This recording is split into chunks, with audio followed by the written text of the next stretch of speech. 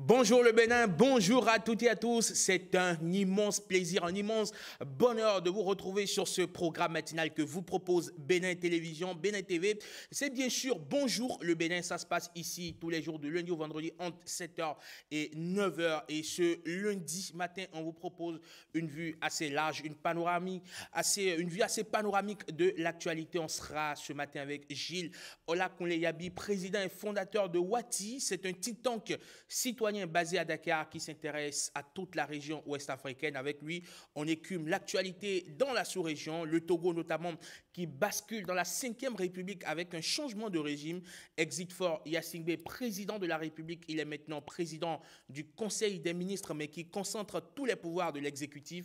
Jean-Lucien Savy de Tové devient à 86 ans le premier président de la 5e République. Au regard de ses prérogatives que lui concède la nouvelle constitution, eh bien, on peut le dire, il est là pour inaugurer les chrysanthèmes. On se penche aussi sur la Côte d'Ivoire, dont les voyants virent davantage au rouge à quelques mois de la présidentielle d'octobre. À suivre la lecture de notre invité. Dans le forum de discussion, on se penche sur le demi-siècle d'existence de la communauté économique des États de l'Afrique de l'Ouest, la CEDEAO, 50 ans, un âge de maturité, voire de sagesse pour une institution initialement rêvée comme un creuset d'intégration des peuples ouest-africains. Pourtant, ce jubilé se déroule sous un ciel passablement orageux. L'idéal d'unité, de prospérité partagée semble aujourd'hui mis à rude épreuve. Les critiques fusent, alimentées par des événements qui ont jeté une ombre sur la crédibilité de l'organisation. Alors, quel bilan tirer de ces 50 années? L'ambition d'une Afrique de l'Ouest unie et forte n'est-elle qu'un mirage, une utopie brisée par les réalités politiques et les soubresauts régionaux? Il serait cependant injuste d'occulter le dynamisme économique indéniable qui anime notre sous-région. L'Afrique de l'Ouest demeure un pôle de croissance, un espace d'opportunité malgré les défis. Alors, comment concilier ces deux faces d'une même médaille? Les aspirations déçues d'une intégration profonde et la vitalité économique palpable, c'est précisément la question au cœur de notre débat aujourd'hui. Restez avec nous. Génial Afouda Mossi, avocat, bonjour. Bonjour Arman. C'est un plaisir de vous retrouver sur Bonjour le Bénin. Comme d'habitude. Comme toujours, n'est-ce pas? Et quand vous êtes là ce matin avec le sourire, c'est pour nous servir le petit déjeuner informatif, le premier rendez-vous de l'information sur Bénin TV. C'est tout de suite et maintenant le bulletin d'information.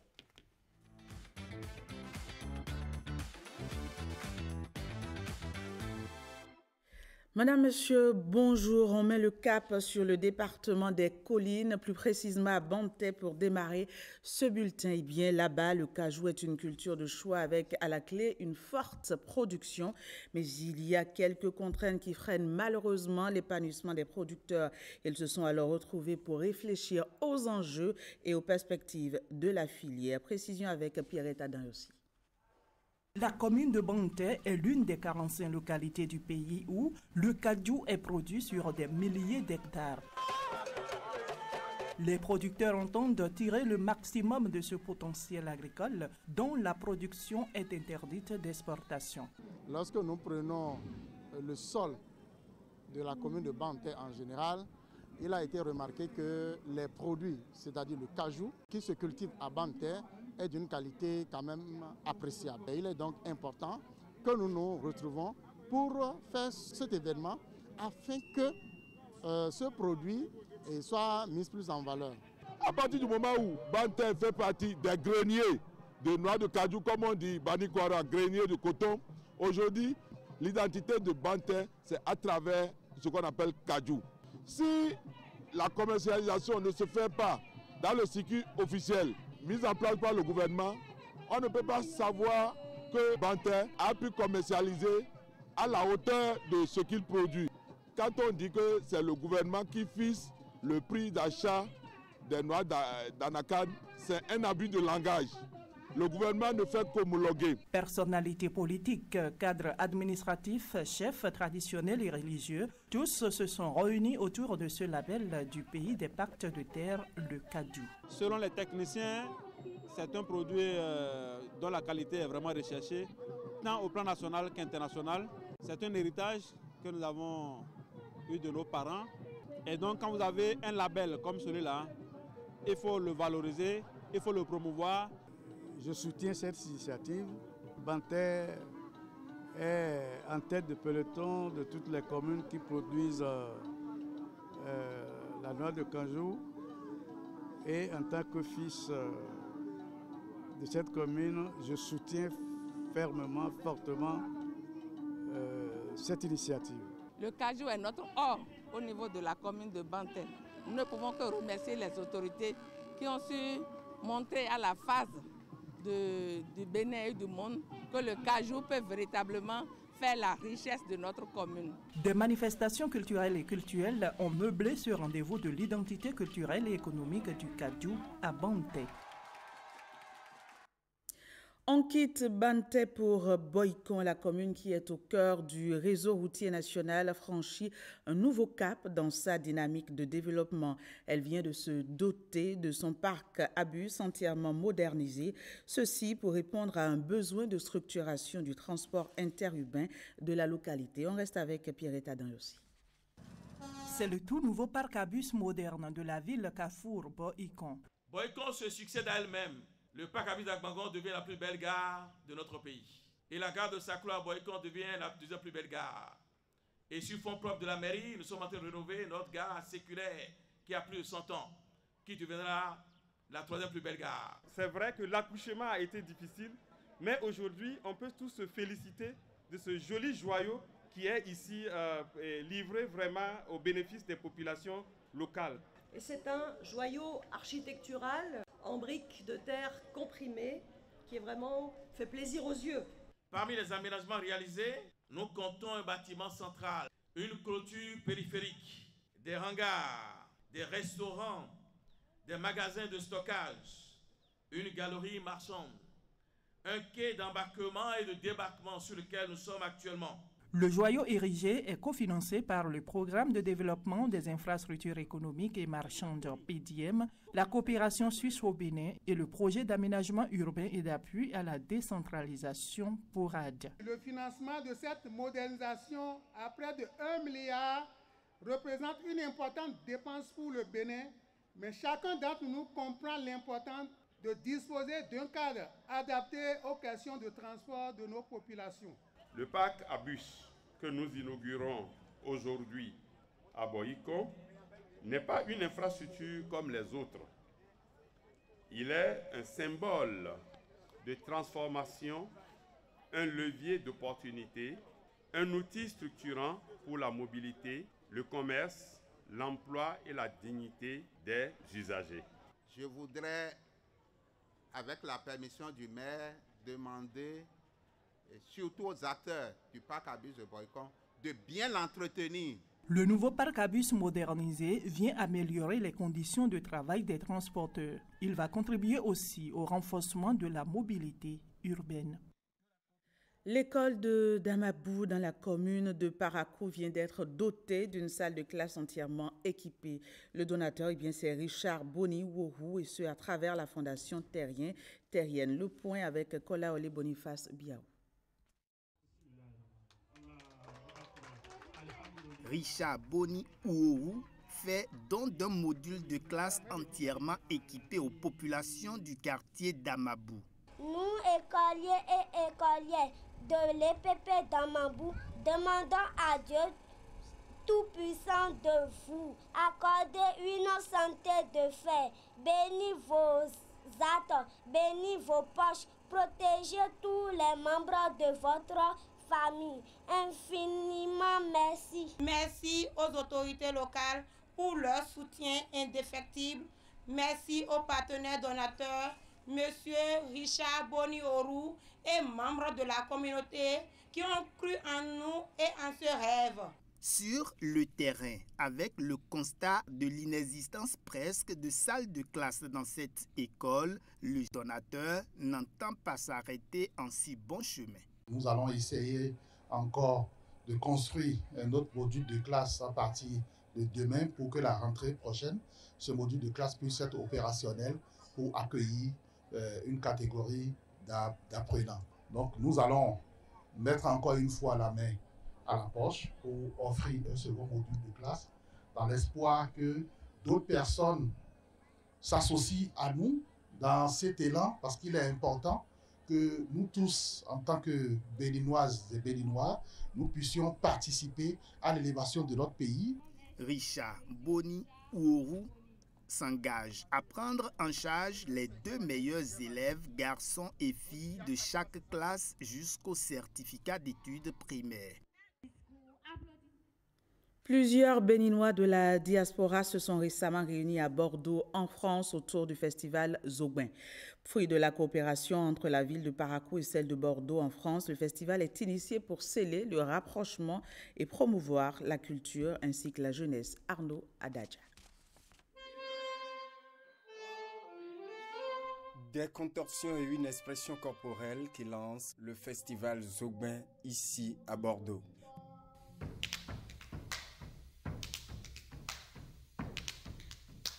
Face à ce podium, un public essentiellement composé de Béninois. Ministres, conseillers, consuls et Béninois de la diaspora de tous statuts sont à ce lancement de la première étape du festival Zogbin en France.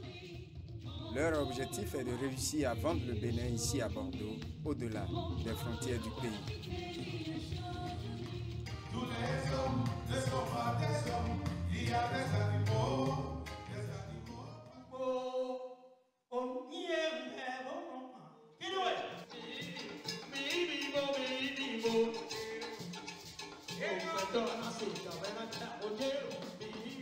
Palette culturelle, vestimentaire et promotion d'art culinaire, les petits plats sont mis dans les grands afin de faire du festival Zogbin une véritable lumière sur la culture béninoise. La phase active du festival international Zogbin est prévue du 21 au 3 août au Bénin, précisément à la place Tabera, à Parakou. D'ailleurs, la ville de Bordeaux est déjà invitée. L'édition 2025 du festival Zogbin a été une réussite et déjà, sur place, les organisateurs promettent que 2026 sera meilleur. Pendant ce temps, au Bénin, l'autorité de régulation du secteur de la santé sensibilise à l'hygiène des mains dans le département du Plateau. C'est dans le cadre de la journée mondiale consacrée à 7 pratiques importantes pour une bonne santé. Vitis Arrocha et Michel Egbe ont suivi l'étape de la commune de Pobé. L'hygiène des mains. Cette pratique importante fait l'objet de la sensibilisation initiée par l'autorité de régulation du secteur de la santé. Dans le département du Plateau, la campagne est menée au centre de santé d'Onigbolo, commune de Pobé. La cible, les professionnels de santé. Ils ont visité les salles pour voir si nous avons les points de lavage de mains. Après, j'ai fait la technique de lavage de mains. Désormais, il doit forcément avoir des essuie-mains à usage unique dans le centre de santé.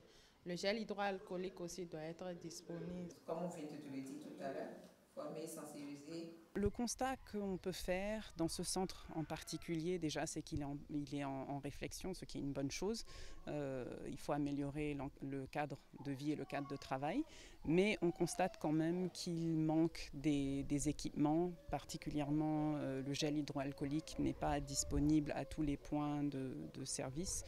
Il n'y a pas des points d'eau nécessairement, que ce soit des dispositifs mobiles ou des lavabos. Il manque quand même des points d'eau à certains points de service, mais les professionnels de santé sont quand même bien sensibilisés à l'hygiène des mains, à l'importance de l'hygiène des mains, et on peut toujours faire du renforcement de capacités de manière continue pour s'assurer que les bonnes pratiques ne soient pas perdues. Autre lieu de sensibilisation à l'hygiène des mains dans la commune de Pobé, le centre de santé d'Aroyeye, un village situé à quelques kilomètres de la frontière du Nigeria. Sensibiliser nos collaborateurs et aussi la population sur l'importance de l'hygiène des mains. Parce que ça nous protège en tant que soignants et ça protège également nos clients contre les infections nosocomiales et tout autre genre d'infections.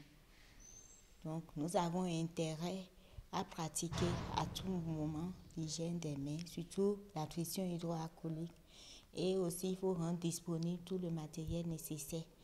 Les dispositifs de lavage des mains, le gel hydroalcoolique, du savon En milieu hospitalier, l'hygiène des mains est l'une des mesures les plus efficaces pour protéger les patients et les agents de santé. Une délégation du Collège de l'autorité de régulation du secteur de la santé était également dans le zoo. L'objectif reste le même, s'imprégner des pratiques d'hygiène des mains dans les centres de santé et sensibiliser. On regarde ensemble. Se laver les mains peut paraître banal. Pourtant, ce geste est l'un des moyens les plus efficaces pour éviter des maladies ou de transmettre des microbes à ceux qui nous entourent. Mais cette action reste encore trop souvent négligée aussi bien par les agents de santé que par les patients. D'où l'importance de sensibiliser les acteurs du système sanitaire dans la prévention des infections et la sécurité des patients. Dans les hôpitaux, nous avons l'habitude de porter des gants pour nous protéger, disons-nous. C'est les gants, oui, mais d'abord le lavage des mains. Donc nous véhiculons ce message pour montrer aux agents qu'il est important vraiment de laver les mains avec de l'eau savonnée ou de gel hydroalcoolique. Donc nous sommes passés de secteur en secteur pour voir ce qui se fait, mais également profiter pour passer des messages importants sur le lavage des mains. Nous avons saisi l'opportunité pour faire un rappel à nos personnels et à nos communautés qui fréquentent notre centre de santé sur la gestion de l'hygiène des mains. Alors cette gestion de l'hygiène des mains, tellement rappelée au temps de Covid, a disparu un peu donc, des habitudes depuis donc, que la Covid a disparu. Voilà. Donc aujourd'hui nous avons réuni donc, nos personnels et nous avons essayé donc, de les briefer, de leur rappeler les bonnes pratiques en matière donc, de l'hygiène des mains. Et nous avons également fait donc, des séances pratiques avec donc, nos dispositifs de lave-mains sur la gestion donc, de l'hygiène des mains. En dehors des visites de terrain, plusieurs activités sont au menu de cette semaine hospitalière nationale, telles que des séances webinaires et une conférence de presse pour partager les connaissances sur l'hygiène des mains afin d'assurer la sécurité des patients. Célébration dans le Koufo de la Journée mondiale du Kids Athletic. C'est un programme international de World Athletic organisé chaque 7 mai pour former par les Jeux les enfants à l'athlétisme. Il est mis en œuvre par le ministère des Sports et celui des enseignements maternels et primaires avec l'appui de la Fédération béninoise d'athlétisme. Evariste Zomaon et Sabira Tchabimari. Relais autour du monde. C'est le thème autour duquel se retrouvent cette année les enfants béninois dans les 77 communes du pays pour célébrer la journée mondiale du Kids Athletic. Une journée pour vivre leur amour pour le sport et surtout développer le vivre ensemble. Kids Athletic, c'est un sport qui permet de susciter le goût des activités sportives au niveau des enfants. Nous sommes très satisfaits et nous ne pouvons que féliciter les deux ministères qui se sont mis ensemble et appuyés par la Fédération béninoise d'athlétisme. Aujourd'hui, nous ne pouvons pas constater les bénéfices, nous ne pouvons pas connaître les avantages de ce qui se passe. Mais d'ici 10 ans, nous allons découvrir le Bénin au plan international dans les grandes nations, comme une grande nation de football, comme une grande nation d'athlétisme. L'événement au Bénin est à sa 2e année consécutive. Kids Athletic fait la promotion du sport à la base, la culture de la paix, la fraternité et surtout inculque des valeurs morales aux tout-petits. L'athlétisme est bien plus qu'un simple sport. C'est une belle façon d'apprendre des valeurs essentielles telles que le travail d'équipe, le respect, la persévérance et la confiance en soi. Ici, chaque enfant aura la chance de se dépasser, de relever des défis et de célébrer ses réussites, qu'elles soient petites ou grandes. Et je voudrais sincèrement remercier tous ceux qui ont contribué à la mise en œuvre de cette activité. On court et saute. J'ai lancé un bâton et j'ai lancé un ballon aussi. C'est bon aux enfants de faire des jeux. Plus de 8000 participants prennent part à ce rendez-vous à travers le Bénin. Et dans chaque commune est conçu un message pour éveiller en ces enfants leur sens de l'effort et semer en eux les graines de la solidarité. Dès le plus jeune Et pour vos emplettes, quels sont les marchés qui s'animent ce lundi? Voici pour vous le calendrier.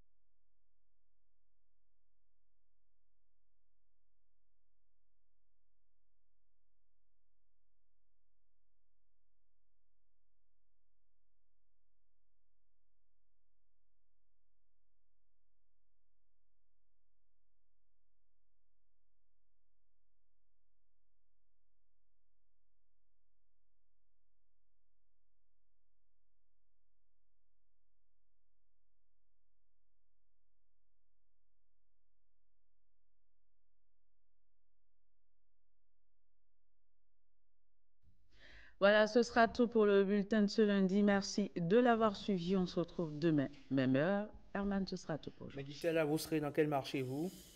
Je sais pas encore pris. D'accord, réfléchissez-y et revenez-nous. Allez, bonjour le Bénin, on retrouve Marcel Arrossi pour continuer par parler actualité, mais cette fois-ci, vu par les journaux.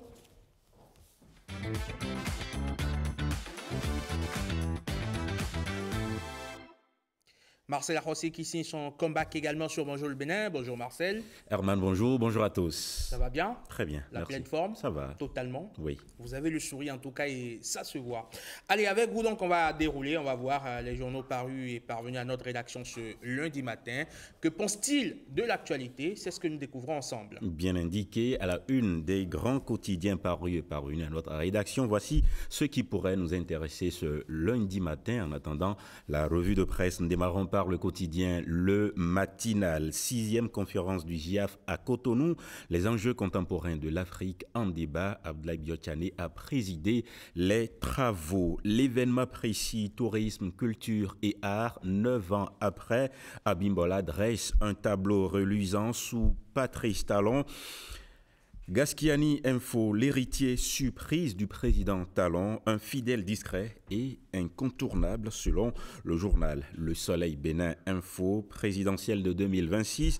Talon s'en va, mais reste maître du jeu et du temps. Dans le rang de la mouvance comme de l'opposition, personne ne dévoile ses cartes.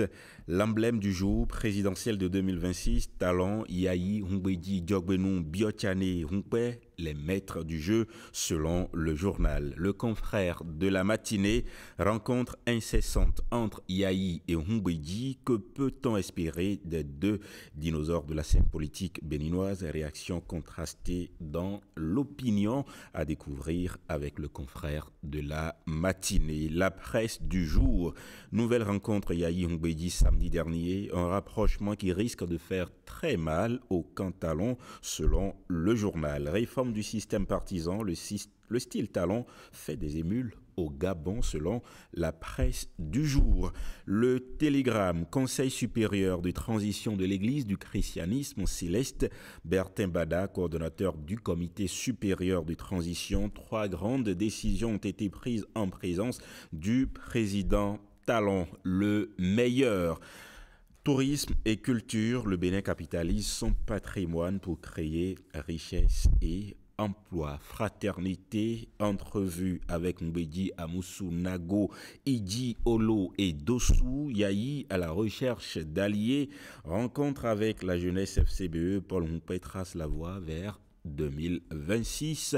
Bénin intelligent, sécurité, culture, jeunesse, Union européenne et le Bénin. L'alliance continue. Lionel Zinsou déclare: le Bénin a très bien travaillé ces 10 dernières années. Le potentiel, faute lourde et irrégularité administrative dans une mairie de l'Atlantique, Alada en prison. Le CA Edmond Zinsou perçoit 7 200 000 francs CFA de salaire. Au mépris des tests, le secrétaire exécutif virait chaque mois 300 000 francs à l'élu condamné à 24 mois de prison. Une procédure judiciaire pour décourager la dilapidation des fonds publics s'impose selon le potentiel. Élection générale de 2026, Sénat, inquiétude sur la gestion financière, l'IGF appelé à diligenter un audit. Le pays, depuis le Burkina Faso, observe la 5e conférence épiscopale ouest-africaine au Sénégal. Le serment des prélats sera-t-il entendu depuis Dakar? Le pays encore, investiture de Gbagbo par le PPACI pour la présidentielle de 2025. Le tout n'est pas d'être candidat. Ouakatsira, Gabon, les bongos de la maison d'arrêt à la prison à domicile. Sorti donc de prison, mais pas libre, c'est la nouvelle situation de Sylvia et Noureddine Bongo, l'une épouse et l'autre fils de l'ancien président Ali Bongo. Jeune Afrique, Mamadi Doumbouya prive 2 compagnies minières de leur permis. Le chef de la junte au pouvoir en Guinée a donc demandé à son ministre des Mines de lui soumettre une proposition d'interdiction de l'exportation d'or brut de son pays. TV5 Monde au Gabon, on note la libération de l'ancienne première dame Sylvia Bongo et de son fils. Jeune Afrique, pour finir, dette africaine, qui seront les VIP présents au sommet de l'Union africaine à Lomé? Grosse interrogation. Voilà donc pour les titres, la revue de presse dans un instant. Allez, merci Marcel. On vous retrouve pour la revue de presse en fin d'émission. Mais avant, vous restez avec moi pour Instant Politique de ce lundi. Instant Politique qui reçoit pour vous un invité tout particulier.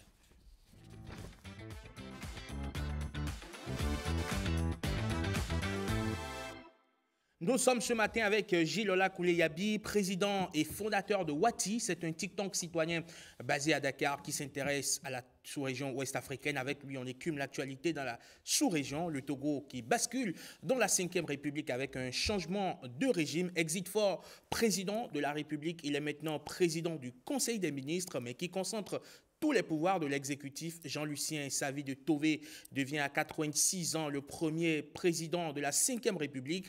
Au regard de ses prérogatives que lui confère la nouvelle constitution, il est là pour, autant le dire, inaugurer les chrysanthèmes. On se penche aussi sur la Côte d'Ivoire, dont les voyants virent davantage au rouge à quelques mois de la présidentielle d'octobre. Gilles Olakoulé-Yabi, bonjour et bienvenue sur Bonjour le Bénin. Bonjour, c'est un plaisir d'être là. Mais le plaisir est totalement partagé avec vous. Donc, nous allons faire cet exercice d'analyser, bien sûr, toutes ces actualités que nous venons d'évoquer. Mais avant, on s'intéresse à votre TikTok, Wati. Est-ce que vous pouvez nous en dire un peu plus sur ce TikTok? Oui, alors, Wati, déjà, c'est West Africa Citizen Think Tank citoyen de l'Afrique de l'Ouest. Mais c'est aussi une déformation d'un mot qui signifie le temps. Wati, c'est un mot en bambara, en langue parlée au Mali, mais pas seulement, qui signifie le temps. Et donc, c'est cette idée du travail dans la longue durée qui permet justement de faire les changements que nous souhaitons pour nos pays, pour nos sociétés. Mais c'est aussi le temps avec un sentiment d'urgence qui nous faut nous mobiliser davantage justement pour créer les conditions pour un meilleur bien-être pour les populations ouest-africaines. Lorsque j'ai proposé à des amis la création de Wati, maintenant après 11 ans, en 2014, on a commencé nos activités en 2015, donc c'est l'année des 10 ans, c'était avec le constat qu'on avait besoin dans les pays de notre région, le Bénin bien sûr compris, davantage de connaissances, de plateformes qui permettent de stimuler l'intérêt des jeunes et des moins jeunes pour les savoirs de manière générale, de manière à ce que chacun puisse contribuer en fait à cette œuvre de transformation de nos pays. Et donc, c'était aussi cette idée que les citoyens étaient légitimes pour participer à la discussion sur tout ce qui les concernait, les questions de sécurité, les questions économiques, les questions environnementales, les questions éducatives, et que pour que les citoyens puissent apporter leur contribution, il fallait aussi qu'ils soient mieux équipés en termes à nouveau de connaissances. Donc un think tank, ça met l'accent sur les connaissances, mais avec l'objectif d'influencer la réalité, d'influencer les politiques publiques. Et nous, Wati, nous avons la particularité de ne pas être concentrés sur un seul domaine. C'est vraiment une plateforme qui est ouverte à tout le monde et nous traitons autant des réformes des systèmes éducatifs que des systèmes de santé, des systèmes politiques, des questions de sécurité régionale. Et tout ce que nous faisons est ouvert à absolument tout le monde, puisque on a des publications sur le site internet wati.org et on a aussi tous nos webinaires, nos débats en ligne qui sont organisés, qui sont disponibles sur la chaîne YouTube de Wati. Il y a plus de 600 contenus aujourd'hui sur vraiment un très, très grand nombre de sujets. Donc, c'est un peu un complément, de mon point de vue, au travail qui est celui des institutions de savoir, du système éducatif et des universités. Je pense qu'on a vraiment besoin, dans notre région, sur tous les sujets, de comprendre que les savoirs et la transformation de ces savoirs en politique, en action, c'est absolument décisif dans tous les domaines. C'est alors une excellente opportunité pour nous d'obtenir de vous un profond éclairage et contextualiser donc ces dynamiques politiques en Afrique de l'Ouest notamment. Nous démarrons par le Togo et la Côte d'Ivoire aussi. Mais avant, quelle lecture faites-vous du passage à une 5e république instaurant donc un régime parlementaire au Togo et quelles peuvent être selon vous les implications politiques à court et à moyen terme? Oui, alors, première chose, je pense que je dirais, c'est que les professeurs de droit constitutionnel auraient une réponse sans doute différente de la mienne sur cette question, parce qu'ils seraient capables d'identifier les différents types de régimes, voilà, en utilisant les termes appropriés, les termes de droit qui sont appropriés. Moi, j'ai une lecture qui est plutôt une lecture politique et une lecture basée aussi sur ce que je sais de l'histoire politique récente du Togo et d'autres pays de la région, et ce que je sais aussi d'autres pays de la région. Donc le régime parlementaire en soi est un régime tout aussi démocratique qu'un régime présidentiel ou semi-présidentiel. La différence, c'est que dans un régime parlementaire, les électeurs choisissent des députés et ensuite l'exécutif est lui-même une émanation du Parlement, puisque dans un régime parlementaire, vous avez effectivement un chef de gouvernement, souvent un Premier ministre, qui est issu de la majorité au Parlement ou de la coalition majoritaire au Parlement. Ce n'est pas une exception en réalité en Afrique de l'Ouest, puisque les pays lusophones de la région, la Guinée-Bissau et le Cap-Vert, ont des régimes qui sont fondamentalement parlementaires, issus de la tradition portugaise. Et vous avez dans ces deux pays de la région le Premier ministre, en fait, qui est celui qui a le pouvoir exécutif, qui est le plus important dans la constitution de ces deux pays. Mais vous avez un président de la République, autant en Guinée-Bissau qu'au Cap-Vert, qui est élu par les populations au suffrage direct. C'est-à-dire que vous avez au fond, un président qui a aussi une légitimité populaire, mais qui a des pouvoirs qui sont assez réduits par rapport au pouvoir du Premier ministre. Mais le président au Cap-Vert a quand même des pouvoirs que n'aura pas le président du Togo. Alors, au Togo, je pense que ce changement de république, lorsqu'on connaît l'histoire politique du pays et les enjeux, je pense très honnêtement qu'il s'agit davantage d'une formule pour contourner la limitation de mandat du président de la République. Depuis l'époque de Yassingbe Adema, le père de Faure Yassingbe, il y a toujours une discussion sur la limitation des mandats au Togo. À un moment donné, elle a été instaurée. Ensuite, dès que ce fut possible, elle a sauté. Et l'opposition togolaise a toujours insisté sur le fait qu'il fallait une limitation à 2 mandats. Et au fond, Faure Yassingbe échappe maintenant, le président Faure échappe à cela, puisqu'il n'est plus président, disons, qui doit faire face à une réélection. Il devait devait avoir une élection présidentielle cette année. Les Togolais n'y ont pas voté puisque, à nouveau, on a changé de système et que maintenant, il est président du Conseil parce qu'il est aussi le président du parti majoritaire à l'Assemblée nationale du Togo. Mais lorsqu'on regarde dans les pouvoirs du président du Conseil au Togo, il a quasiment exactement les mêmes pouvoirs qu'il avait en tant que président de la République élu au suffrage universel. Et le président Savido Tové, effectivement, d'un certain âge en plus, n'a en réalité qu'un pouvoir tout à fait honorifique. Donc, à nouveau, je pense qu'il ne faut pas l'interpréter essentiellement en termes de basculement d'un régime à un autre. Il faut surtout l'interpréter en termes de ce que ça implique pour l'avenir politique immédiat du Togo et peut-être même pas simplement immédiat, puisque maintenant, il n'y a plus de limitation à nouveau à la durée du mandat du président du Conseil. Alors, avant de poursuivre cette discussion, Gilles Diaby, je vous propose de voir cet élément que nous propose Rachidat Biomomo, qui nous apporte des éléments d'appréciation. Regardez, on revient juste après. C'est une voie jusqu'ici peu explorée en Afrique. C'est vrai que ce type de régime n'est pas très représenté, mais on peut citer l'Éthiopie, la Somalie et Maurice, qui sont des régimes parlementaires en Afrique. L'Afrique du Sud est un mélange du régime parlementaire et du régime présidentiel, par exemple. Donc, ce n'est pas totalement inconnu en Afrique. Les types de régimes parlementaires qu'on a, c'est beaucoup plus des régimes semi-parlementaires, semi-monarchiques, comme le cas du Maroc, par exemple, où on a un roi qui est la figure principale, mais en même temps le chef de l'armée.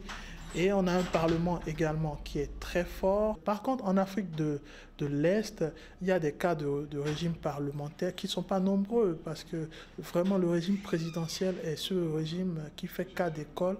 Ce qui est aussi un cas d'école, c'est le régime parlementaire du Togo, spécifique en cela que le président de la République est dépouillé de tous les pouvoirs. Le régime parlementaire Togo, pour moi, ressemble beaucoup plus à la 4e, voire même à la 3e République en France, où on a un président du Conseil qui détient entre ses mains l'exécutif, qui concentre entre ses mains l'exécution, et un président de la République qui est beaucoup plus choisi dans un cadre cosmétique et qui a très peu de pouvoir politique et décisionnel. Ce modèle, c'est quasiment une nouveauté dans la sous-région.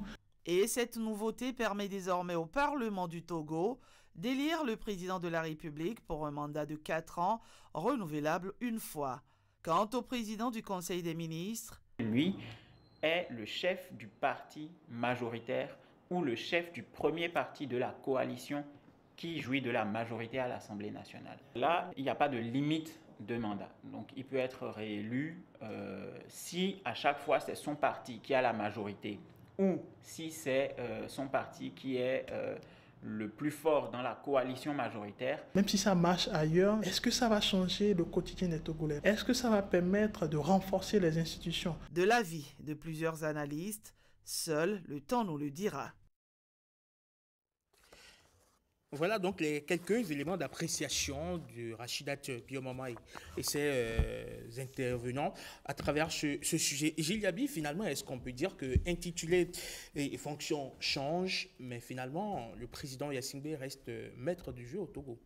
Oui, c'est très clair, on peut le dire. À nouveau, c'est dans les textes, hein, dans cette nouvelle constitution. On peut aller lire les pouvoirs des différentes institutions. Le président du Conseil reste très clairement celui qui va exercer le pouvoir exécutif. Et je rappelle aussi qu'il est le chef suprême des armées. Dans un certain nombre de configurations, vous avez généralement le président qui reste au moins formellement le chef des armées, mais dans le cas togolais, le président du Conseil il est même dans le domaine des affaires étrangères. C'est pas du tout un domaine qui serait réservé au président de la République. République. Donc le président Faure Singbe est vraiment le vrai président d'une certaine manière.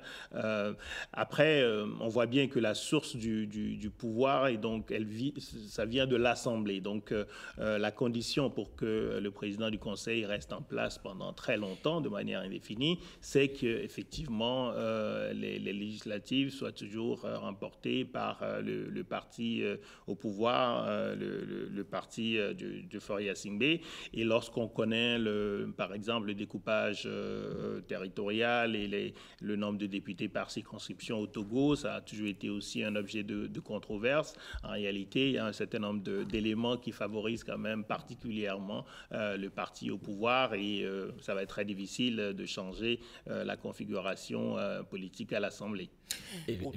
Oui, le climat politique actuel au Togo vous semble-t-il favorable à un dialogue inclusif et à une réforme consensuelle des institutions?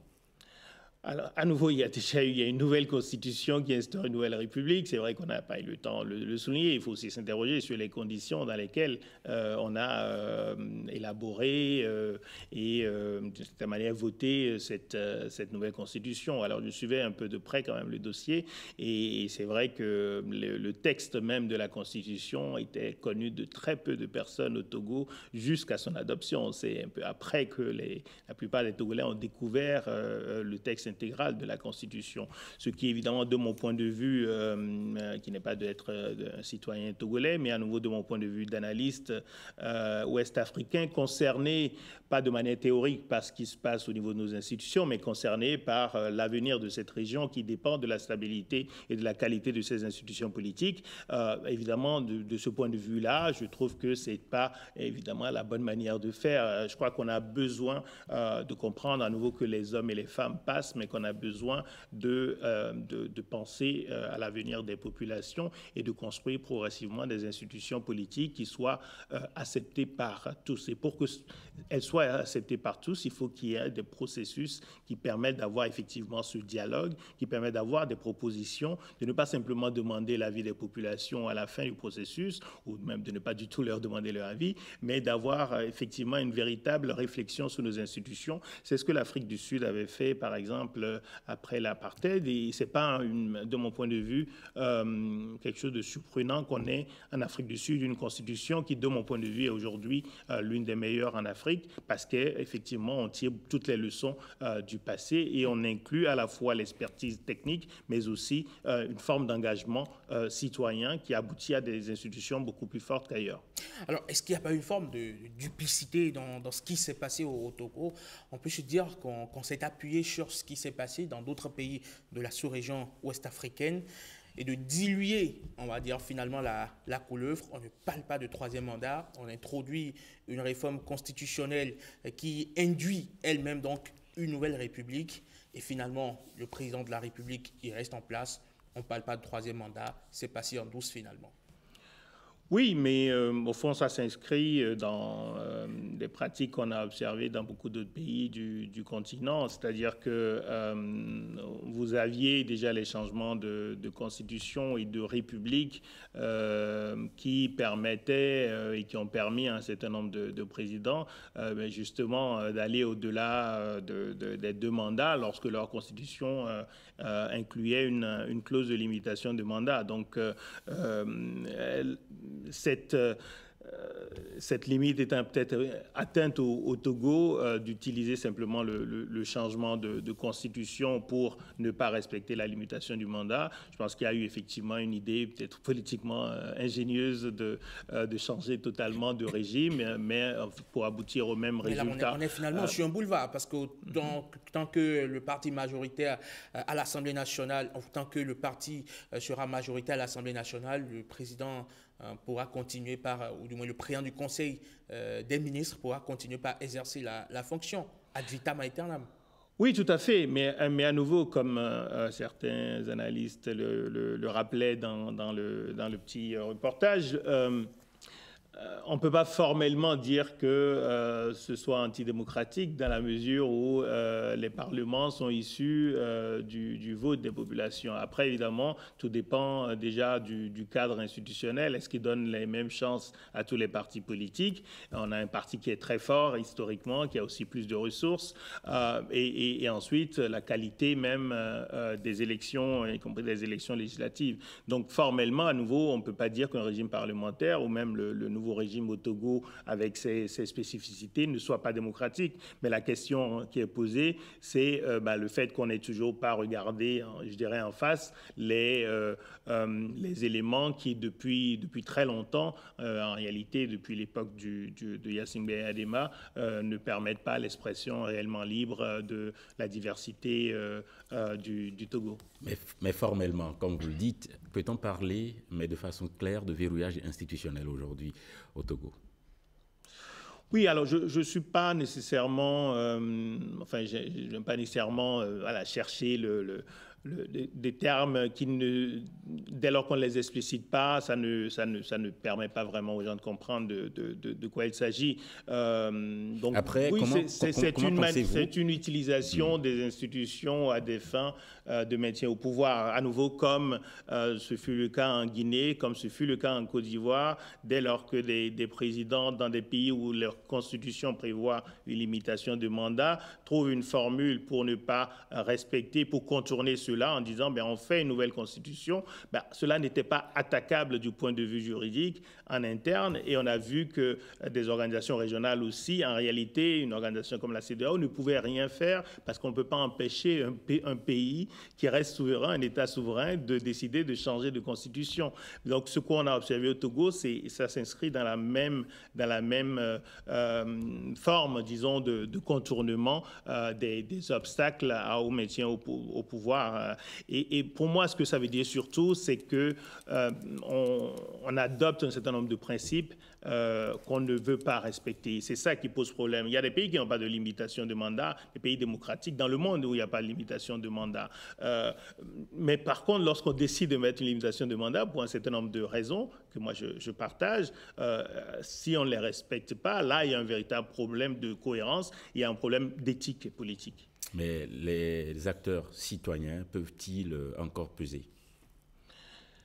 Pour que les acteurs, les citoyens de manière générale puissent peser, là aussi, il faut un environnement qui le permette. Vous avez parlé de verrouillage institutionnel tout à l'heure. On pourrait aussi parler d'un verrouillage sécuritaire, je veux dire, ou d'un verrouillage de l'espace civique. Ce qui se passe dans cette région, dans beaucoup de pays de cette région, et je voudrais bien dire qu'il ne s'agit pas seulement de ce qui se passe au Togo, ce qui se passe dans beaucoup de pays aujourd'hui de la région et qui est extrêmement inquiétant, c'est cette restriction de l'espace civique, de l'espace d'expression des organisations de la société civile, des médias et des voix critiques tout simplement. Et je pense que c'est une question qui est centrale parce que les citoyens ne peuvent s'exprimer qu'évidemment lorsqu'ils pensent qu'ils ne vont pas être enlevés au lendemain de leur déclaration critique. Et vous en avez parlé, la CEDEAO peut-elle encore jouer un rôle crédible aujourd'hui au Togo et dans la plupart de ces régions concernées?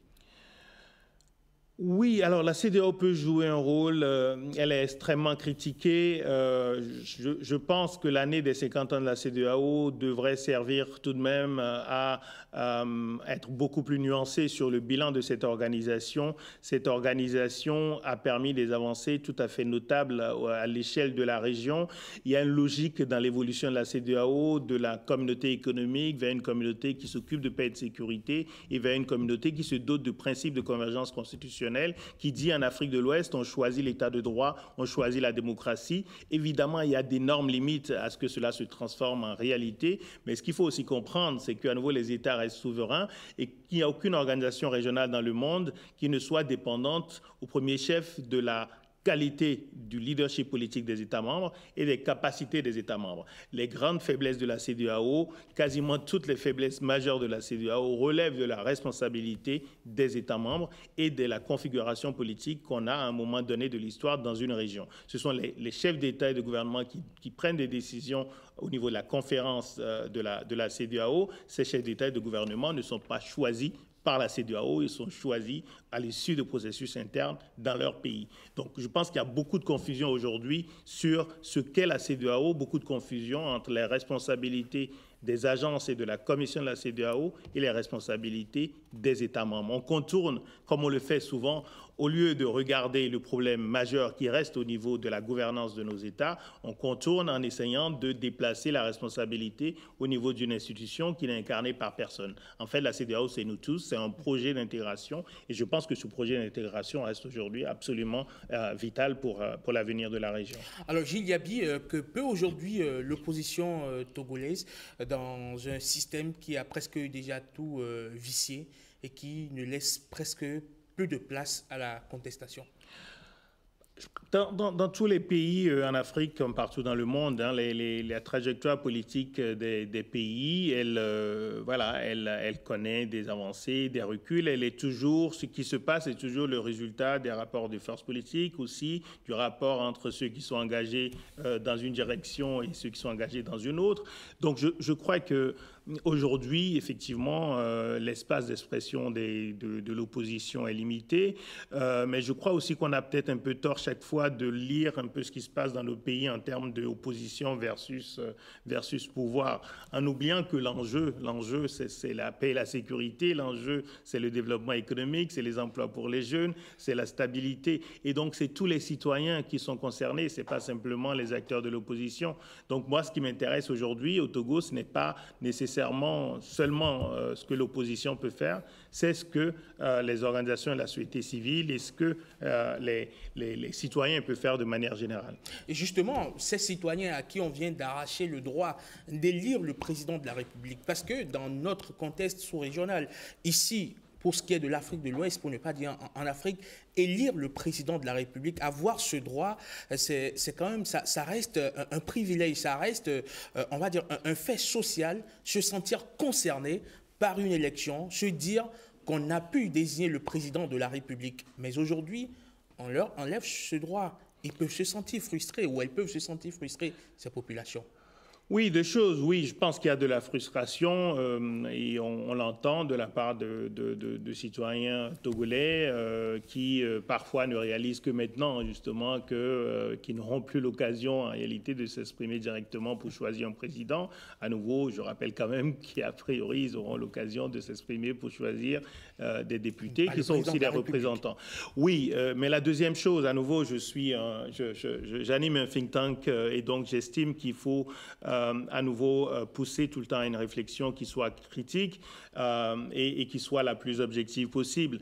Le principe du suffrage universel, de l'élection du président au suffrage universel, c'est un principe démocratique qui est très important, mais ce n'est pas le principe universel. À nouveau, il y a des démocraties dans le monde, de très fortes démocraties, où les populations n'élisent pas directement le président de la République. Démocratie. Oui, tout à fait. L'Afrique n'a pas encore cette pratique démocratique élevée. Ce que j'explique, c'est qu'à nouveau, dans la réflexion sur les institutions politiques, il faut regarder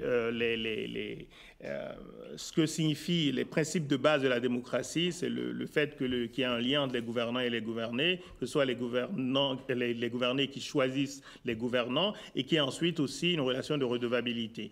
Je crois que ces principes-là, on peut les avoir avec une élection au suffrage universel, mais on peut aussi avoir une élection au suffrage universel avec un président qui est élu, mais que cela ne se traduise pas nécessairement par une gouvernance démocratique. On a beaucoup de cas sur le continent avec des présidents qui sont élus au suffrage universel, parfois même bien élus, c'est-à-dire sans qu'il y ait de fraude et de manipulation, et qu'après, en fait, ils n'ont pas une gouvernance démocratique. Donc, ce que je veux dire, à nouveau, d'un point de vue d'analyse, c'est qu'on doit travailler sur les modalités d'élection, et moi, je pense qu'une fois qu'on a déjà le droit d'élire directement son président, ça me semble être très compliqué qu'on retire ce droit. Et de ce point de vue-là, je trouve que ce qui s'est passé au Togo, et je l'ai dit tout à l'heure, ne correspond pas à ce qu'on peut espérer de la consultation et de dialogue nécessaire avec les populations. Mais je dis aussi que la réflexion que nous on porte sur les institutions, elle doit aller au-delà, elle doit viser à créer un rapport totalement différents entre les gouvernants et les gouvernés,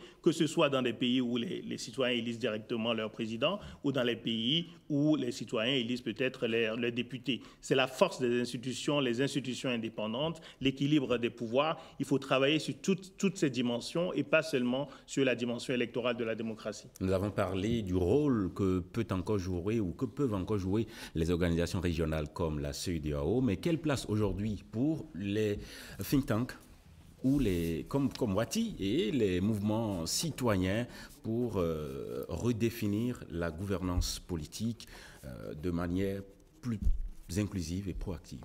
Je crois que tout le monde doit prendre sa place. Je pense que justement, en créant Wati à nouveau il y a 10 ans, l'objectif c'était justement de faire en sorte que les citoyens soient de plus en plus intéressés par les politiques publiques de manière générale.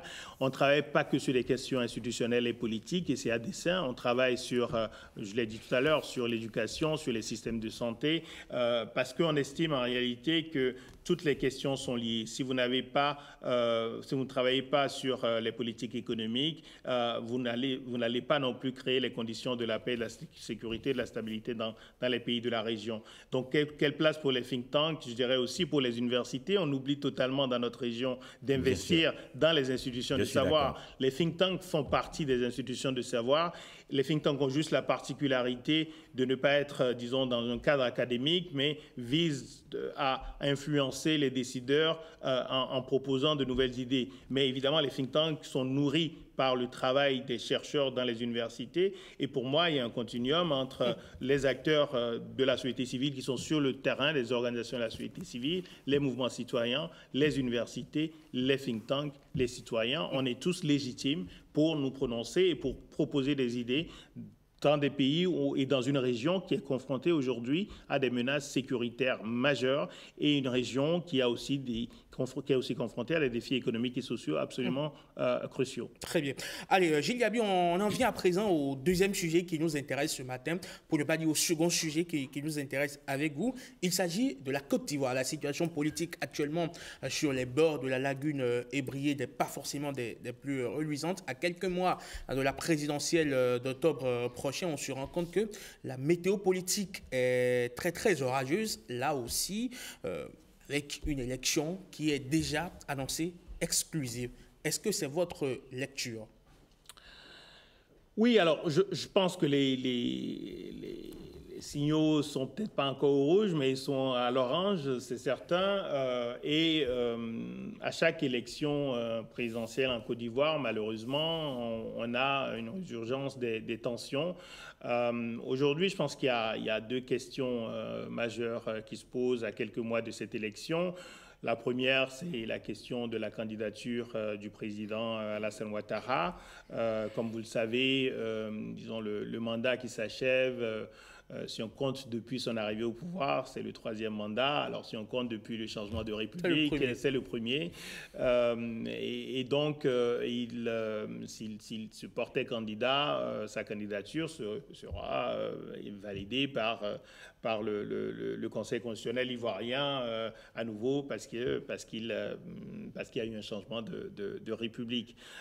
Mais évidemment, au-delà de la question de la légalité de la candidature, se pose la question d'une part de l'éthique politique, là encore, puisqu'il avait lui-même au départ annoncé qu'il se retirerait et le décès du candidat qui était celui de son parti l'aurait poussé à être candidat. Mais aussi, bien sûr, il y a la question de l'âge. Hein. C'est une donnée physique qui nous concerne tous et c'est vrai qu'il y a de bonnes raisons de penser que ce sera un bon moment pour le président Ouattara de se retirer pour créer les conditions aussi d'une véritable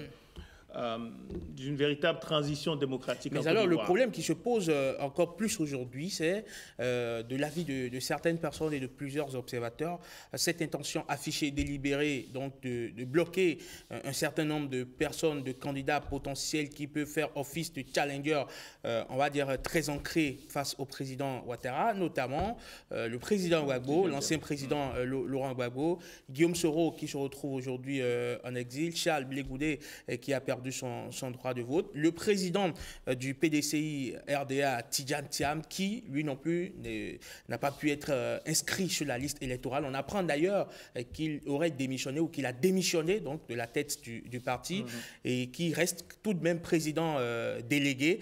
Bref, quand on voit tout cet appareillage aujourd'hui, toute cette configuration de la scène politique en Côte d'Ivoire, on se rend compte voilà, qu'il y a une forme d'ostracisme qui est en train de s'installer, non? Oui, j'avais parlé de problèmes majeurs. Donc, effectivement, le premier, c'est la candidature du président Ouattara. Et le deuxième, c'est effectivement l'interrogation sur quels seront les candidats qui seront autorisés à être aussi candidats. Et comme vous l'avez mentionné, il y a beaucoup de personnalités importantes sur la scène politique ivoirienne qui sont d'ores et déjà exclues de la compétition. Celles que vous avez citées, l'ancien président Laurent Gbagbo, Charles Blé Goudé, Guillaume Soro, pour des raisons de condamnation par la justice ivoirienne. Et Tidjane Thiam, je pense, c'est un cas différent et c'est peut-être celui qui suscite le plus de controverses parce que Tidjane Thiam, lui, n'est pas concerné par des affaires de justice, mais c'est plutôt relatif à sa nationalité et au fait qu'il est tardé à renoncer à la nationalité française et qu'il y avait une disposition particulière dans le Code de la nationalité en Côte d'Ivoire qui faisait en sorte que dès lors qu'il acquérait la nationalité française, donc une autre nationalité, il perdait automatiquement la nationalité ivoirienne d'origine.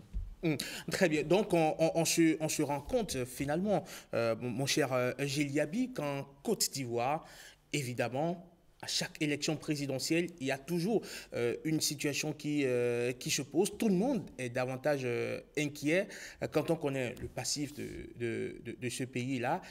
Autant dire qu'il faut justement pas décevoir à nouveau. Oui, mais à nouveau, là aussi, ayant travaillé longtemps sur la Côte d'Ivoire et sur la crise ivoirienne, je pense qu'il y a des problèmes de fond du point de vue institutionnel. Je crois que la Côte d'Ivoire ne s'est jamais vraiment arrêtée pour regarder ses institutions et pour décider d'une véritable transition démocratique. Le changement s'est fait en Côte d'Ivoire dès la succession du président Houphouët-Boigny, par la confrontation d'acteurs majeurs de la scène politique, et ça s'est fait ensuite par la violence. Il n'y a pas encore eu vraiment de moment de réflexion sur les pratiques politiques en Côte d'Ivoire, et je pense que le changement d'acteurs politiques et le fait que tous les acteurs dominants de la scène au cours des 20-30 dernières années se retirent pourrait créer justement les conditions pour ce nouveau départ sur le plan institutionnel, sur le plan des pratiques politiques. Et c'est vrai que le candidat Tidjane Thiam était perçu sans doute par beaucoup d'Ivoiriens, on ne sait pas si c'est une majorité ou pas, comme quelqu'un qui pourrait incarner ce renouvellement parce qu'il n'a pas été associé à toute cette bataille politique qui s'est quand même traduite en violence majeure pendant des années en Côte d'Ivoire. Mais voilà donc un pays qui semble quand même stable économiquement, mais face toujours à des tensions politiques. Y a-t-il encore des risques pour la stabilité en Côte d'Ivoire ? Oui, il y a des risques pour la stabilité en Côte d'Ivoire. À nouveau, la question des institutions politiques, elle est centrale pour tout pays. On peut dire ce qu'on veut, bien sûr. Toutes les autres dimensions sont importantes. L'économie, c'est important. Et je pense qu'un des paris du président Ouattara, comme d'autres chefs d'État, parfois, c'est de dire le développement économique, les infrastructures, le travail qu'on fait sur le plan économique peut être un substitut à la démocratisation des pratiques, peut être un substitut à la construction d'un lien fort entre les gouvernants et les gouvernés, peut être un substitut à nouveau au respect de l'état de droit. Moi, je pense que le développement économique n'est jamais un substitut à ce qu'on peut qualifier de développement politique et d'extension des libertés. Je pense que la plupart des êtres humains ont besoin de liberté indépendamment de ce dont ils ont besoin matériellement. Et je pense qu'en Côte d'Ivoire aussi, effectivement, on a aujourd'hui des inquiétudes pour la stabilité politique, alors qu'on a une trajectoire de redressement économique depuis le dernier conflit majeur, qui est quand même une trajectoire plutôt positive. Il y a peu de pays qui ont pu se redresser aussi rapidement. Mais si tous les 5 ans, on a des situations de tension, vous imaginez bien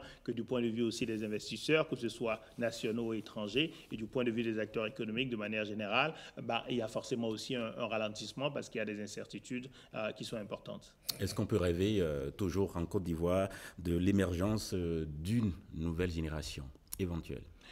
Oui, de toute façon, à nouveau, le temps passe, personne n'est éternel, donc il y a forcément un renouvellement à un moment ou à un autre des acteurs politiques. Mais je crois à nouveau, et je parle à nouveau de la perspective d'un think tank, je crois que nous devons nous intéresser au-delà des personnes, aux idées, nous devons nous intéresser au changement institutionnel, au changement à nouveau dans la manière dont les citoyens interagissent avec les acteurs politiques dans l'ensemble de nos pays, au-delà du changement. Un renouvellement de génération ne veut pas dire nécessairement que la génération qui vient va être plus démocratique, moins corrompue que la génération précédente. Donc le changement de génération en soi ne nous donne aucune garantie sur l'avenir des pays de cette région. Ce qui peut nous donner des garanties, c'est le fait qu'on ait de plus en plus de citoyens qui sont informés, sont conscients des enjeux, des liens entre les différentes questions et sont capables eux-mêmes d'influencer la direction de leur pays. L'ancien président Laurent Gbagbo a été investi par son parti, le PPACI,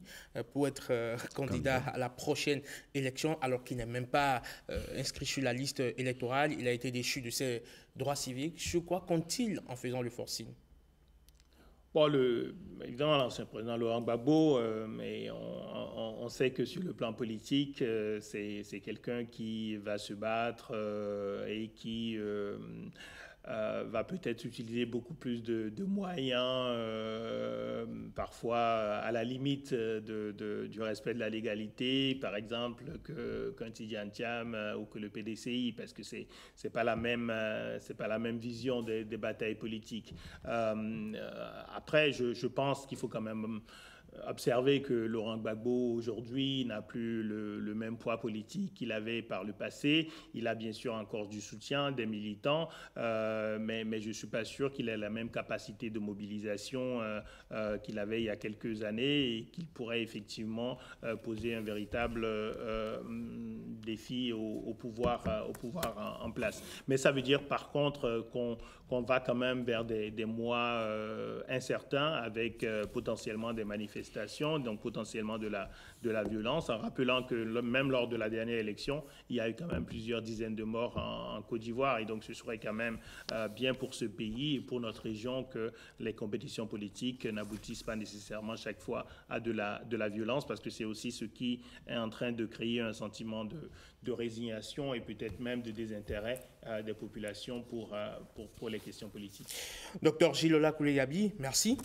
Merci à vous. Vous êtes spécialiste en économie du développement, président fondateur du think tank Wati, qui est donc un think tank citoyen pour l'Afrique de l'Ouest qui est basé à Dakar. Ça fait 11 ans maintenant, pour ne pas dire 10 ans, que vous exercez vos activités intellectuelles. Vous êtes visible sur plusieurs plateformes. Vous pouvez nous rappeler? Oui, à nouveau, le site c'est www.wati, donc wathi.org. La chaîne YouTube, je la recommande vraiment parce qu'il y a énormément de contenus qui peuvent être utiles pour les étudiants, pour tout le monde, pour s'informer sur beaucoup de questions. Et également sur tous les réseaux sociaux populaires, Facebook, LinkedIn, Instagram, X, nous sommes présents sur toutes ces plateformes. Merci beaucoup, vous passez une excellente journée et à très bientôt, on l'espère, que ce soit en présentiel ou par visioconférence sur Bonjour le Bénin. Nous aurons à nous recourir à vous. Avec grand plaisir. Vous passez une excellente journée. Bonjour le Bénin se poursuit tout de suite et maintenant le forum de discussion. On va parler de la CEDEAO, la Commission économique des États, de la Communauté économique des États de l'Afrique de l'Ouest qui célèbre son demi-siècle.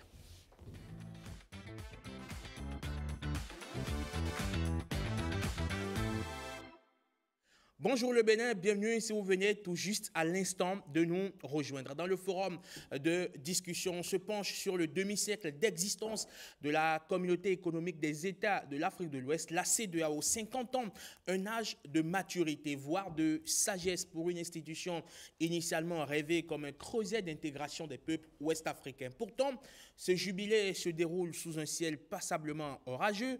l'idéal d'unité et de prospérité partagée semble aujourd'hui mis à rude épreuve.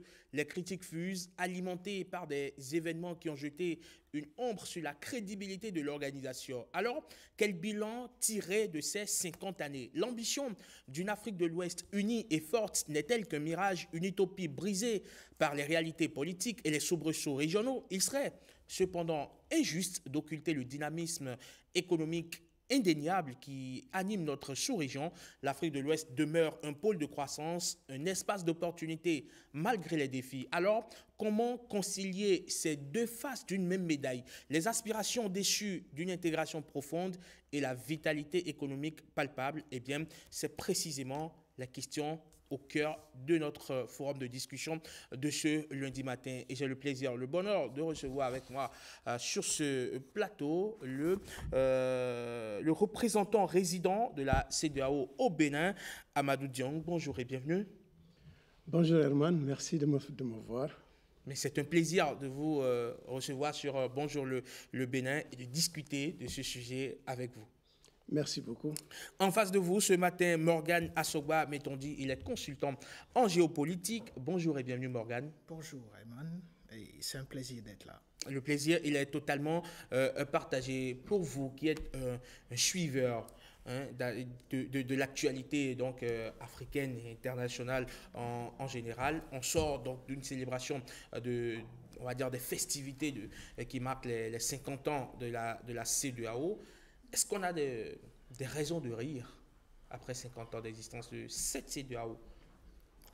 C'est une question assez intéressante et dont la réponse varie selon l'impression ou l'expérience qu'on a de la CEDEAO.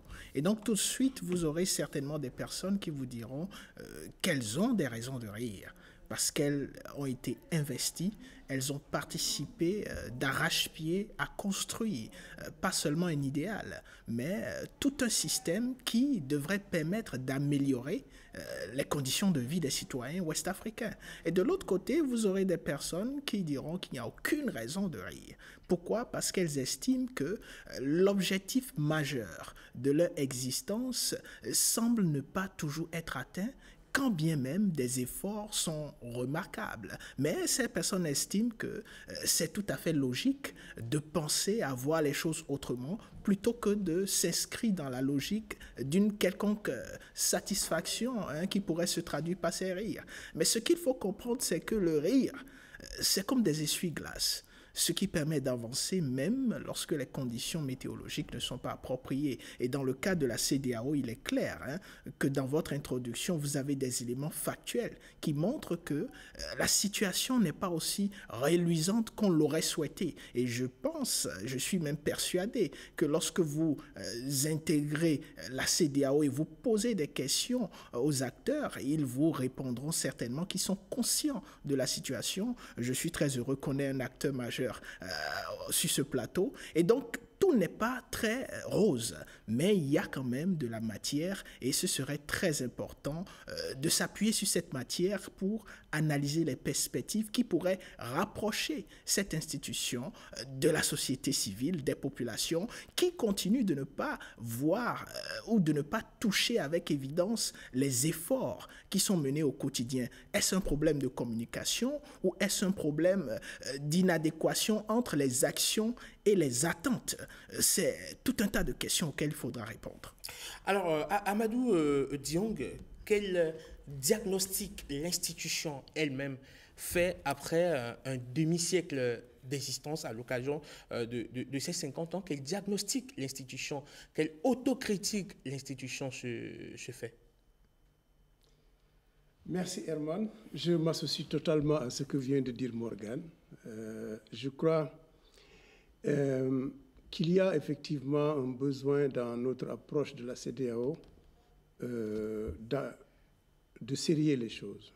C'est vrai, nous pouvons sourire, il y a de quoi sourire, c'est vrai, il y a de quoi sourire. Mais aussi, comprenons-nous bien. Je pense que quand on agit pour le meilleur. Je crois que c'est important de le rappeler ici. Toute action est vouée, et je pense, à agir à faire pour le meilleur. Maintenant, n'ayant pas atteint le meilleur, nous sommes donc dans une situation où oui, il y a des choses qui ont été faites, il y a des choses qu'on aurait pu mieux faire, mais il y a des choses sur lesquelles nous devons nous remettre en cause. Je pense que c'est ma lecture, c'est les 3 aspects de ma lecture. Les choses dont nous pouvons nous réjouir et je pense profondément, comparé à d'autres, bien sûr, parce que je suis sur le terrain de la réalité de tous les jours et de la réalité politique, économique et sociale, et je suis heureux que Julie Abi m'ait précédé sur ce plateau. C'est un ami, c'est quelqu'un que je respecte beaucoup et son analyse me convient parce qu'il y a ici nécessité de sérier les choses. Alors, rire, oui, parce que vous avez des choses évidentes, je crois, malheureusement sur lesquelles nous ne jetons pas un coup d'œil approfondi. Je donne quelques exemples. Bon, vous savez, dans cette région, c'est vrai, on en parle, il y a de petits soucis à la frontière avec souvent l'indélicatesse de certains agents des forces publiques, etc. Et bien sûr, ça crée aux citoyens des désagréments inutiles dans leur déplacement. Bon, mais le principe, et c'est la libre circulation, je pense, c'est ça qu'on retient, que c'est le principe. Et donc, les gens trouvent ça tellement naturel que lorsque les agents d'application de la loi se trouvent devant eux, ils pensent qu'ils ne doivent même pas regarder leur sac ou je ne sais pas trop. Vous voyez à quel point nos citoyens pensent que c'est naturel de circuler dans cette région, ce qui n'est pas évident ailleurs. Rendez-vous en Afrique centrale, rendez-vous en Afrique australe, rendez-vous en Afrique de l'Est. Donc, il y a réellement de quoi se réjouir sur ce plan. Vous avez le droit d'établissement. Je connais des pharmaciens, des médecins, des avocats qui sont installés d'un pays à un autre. Je connais des entreprises qui gagnent des marchés de route dans d'autres pays de la CEDEAO. Je suis avant-hier avec mon président qui était là pour le forum de Fari. Nous avons visité un laboratoire, ici même à l'université d'Abomey-Calavi. La CEDEAO a financé ce laboratoire qui est maintenant un laboratoire avec de rang mondial, hein, je pèse mes mots, parce qu'aujourd'hui, il n'envie rien aux autres. Parce que tous les équipements très lourds, pour peut-être l'équivalent de 400 000 $, ils sont en mesure de faire des résultats en matière de pharmacopée, de microbiologie. Ce sont ces choses-là qui comptent. Vous avez ici, aujourd'hui, le centre du WAP qui est là. Toute l'électricité de cette région est interconnectée, les 14 pays. Vous avez des routes qui nous lient. Vous savez, je vous donne un exemple au Bénin. Vous savez que la route qui mène de Borgou à Parakou est une route importante pour la CEDEAO. Et c'est la CEDEAO qui a financé cette route. Et donc, ce sont des choses, des réflexions qui se mènent. Bon, maintenant, le problème, c'est que, comme il dit, il y a des choses qu'on aurait pu mieux faire, je crois, sur lesquelles on réfléchit, et il y a des choses sur lesquelles il va falloir, effectivement, approfondir notre réflexion. Je crois que c'est la situation actuelle, au plan politique, nous pousse à réfléchir. Justement, est-ce que ceux qui ont choisi d'appréhender la CEDEAO sous l'angle politique, est-ce qu'ils ont tort, on va dire, d'avoir cette approche-là? Non, du tout. Ils ont raison. Pourquoi? On peut appréhender la CEDEAO sous l'angle politique parce qu'une chose est que la CEDEAO n'est pas seulement un projet économique. Je crois que c'est important de le rappeler. La CEDEAO, c'est un projet économique, d'intégration économique. Nous sommes 50 ans après sur la libre circulation et l'objectif, c'est d'arriver à une monnaie commune entre les deux. Il y a bien sûr tout un processus sur les politiques de convergence, l'union douanière, etc. Tous ces aspects-là sur lesquels il va falloir faire des progrès accélérés parce que 2027 est presque devant nous pour la monnaie unique. Mais vous savez, économiquement, les pays, dans un cadre d'intégration, ont besoin d'avoir une convergence politique. Je vous donne une lecture. Vous savez, aujourd'hui, il y a un problème à l'Union européenne parce qu'ils sont d'accord sur les principes économiques. Mais il y a parmi eux des gens qui ne sont pas d'accord sur certains principes politiques. Et vous voyez ce que ça fait dans la mise en œuvre même du plan d'intégration. Et justement, c'est exactement moi, c'est comme ça que je lis la situation. C'est plus facile de s'intégrer si on partage les mêmes valeurs. Nous sommes des Africains, nous avons un certain nombre de convergences. Je suis convaincu que si nous sommes tous habités par ce besoin de respect des droits des personnes, par le respect de la liberté des uns et des autres, mais aussi par la démocratie, c'est-à-dire que les citoyens ont le droit, et je pense qu'il faut insister là-dessus, ont le droit de choisir librement leurs dirigeants. Et ce sont des choses, je crois, qui nous facilitent la vie dans cette perspective de l'intégration. Voilà la CEDEAO. Très bien. Alors, Morgane Assoba, mettons dit, je l'ai rappelé tout à l'heure dans mon introduction, qu'il serait injuste d'occulter donc le dynamisme économique indéniable qui anime notre sous-région, qui est l'Afrique de l'Ouest, qui demeure à tout le moins un pôle de croissance, un espace d'opportunité malgré les défis. Mais la question qui se pose aujourd'hui, c'est vraiment concilier les deux faces d'une même médaille, notamment les aspirations déchues d'une intégration profonde et la vitalité économique qui est quand même palpable avec deux locomotives en Afrique de l'Ouest, notamment en Afrique de l'Ouest francophone, notamment Abidjan et Dakar qui font énormément de progrès et qui drainent les autres pays. Cependant, les critiques qui sont formulées envers la CEDEAO sont davantage sur des questions politiques, des questions de démocratie, de gouvernance, de droits de l'homme. Est-ce que vous pensez, d'accord, que les progrès économiques, on va dire, sont parvenus à absoudre les manquements politiques? L'absolution, je ne pense pas.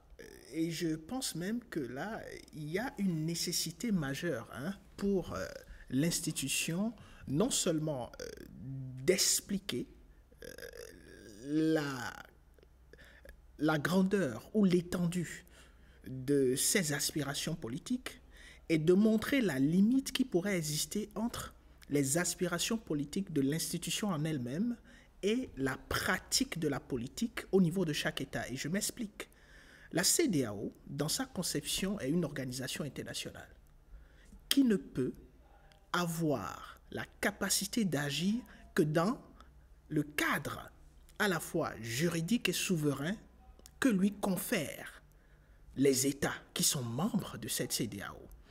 Il s'avère que dans la pratique, les aspirations politiques de la CEDEAO font croire ou semblent faire croire aux populations que la CEDEAO a la capacité et le devoir absolu d'aller dans un État et de dicter le comportement à suivre aux leaders de cet État, alors que les États, dans un élan démocratique et de souveraineté, ont des tests fondamentaux qui décrivent le processus de leur révision et qui régissent aussi le fonctionnement de ces États. Je prends l'exemple des coups d'État institutionnels dont on parle et qu'on dit qu'effectivement la CEDEAO devrait agir. Je suis tout à fait d'accord que dans une perspective d'harmonisation politique, la CEDEAO devrait agir. Mais la CEDEAO ne peut que condamner, comme pratiquement toutes les autres institutions, organisations internationales, les Nations Unies, l'Union africaine, et la CEDEAO peut encourager la promotion de pratiques saines. Mais en dehors de tous ces éléments, il s'avère aujourd'hui dans l'état actuel, non seulement des tests et de la pratique même de la gestion de la chose publique, pour une institution comme la CEDEAO, d'aller dans un État et de dicter le comportement à suivre. On peut quand même vous citer des exemples qui ne vous donnent pas forcément raison, notamment le cas récent avec la Gambie de Yaya Jammeh, avec le leadership pris en son temps. On s'en souvient par Marcel Alain de Souza de regretter mémoire, qui a presque dépêché une force, qu'il a dit à plusieurs reprises à bomber les muscles. On ira dégager, s'il le faut, Yaya Jammeh. On a vu comment Yaya Jammeh a quitté la Gambie à bord d'un avion presque, on va dire, presque dans la précipitation. Donc, quand on met en évidence ces exemples, on se dit, si on a pu le faire en Gambie, c'est qu'on aurait pu le faire également ailleurs, dans d'autres pays qui ont connu les mêmes situations. Et je suis très content que vous fassiez sortir cet exemple parce que, loin de me contredire, cet exemple confirme ce que je dis. Je vous explique encore une fois. Dans le cas de la Gambie, il paraissait de toute évidence que nous avions là une sorte de contradiction ultime avec les tests fondamentaux et nous avions une CEDEAO qui a suivi tout un principe d'action, y compris le consentement de l'Organisation des Nations Unies et particulièrement du Conseil de sécurité des Nations Unies. C'est-à-dire, ce Conseil de sécurité des Nations Unies, jusqu'au jour d'aujourd'hui, reste et demeure le seul organe des Nations Unies et même des organisations internationales qui s'est donné le droit, avec le consentement de la plupart des États, de pouvoir dépêcher des opérations de maintien de paix, voire même décider d'agir. Ce qui fait qu'aujourd'hui, quand on s'inscrit dans ce cas atypique de Yahya Jammeh, de la Gambie, on comprend le comportement de la CEDEAO et on comprend que plus qu'une idée ou l'envie de défendre des valeurs, la CEDEAO avait de la matière qui pourrait non seulement justifier, mais conforter tout son processus. Parce qu'en dehors du droit international, nous avons les relations internationales qui s'inscrivent logiquement dans le rapport de force. Et donc, lorsqu'un État estime que le droit international ne devrait pas, tel qu'il est dit, s'appliquer à lui, qu'est-ce que cet État fait?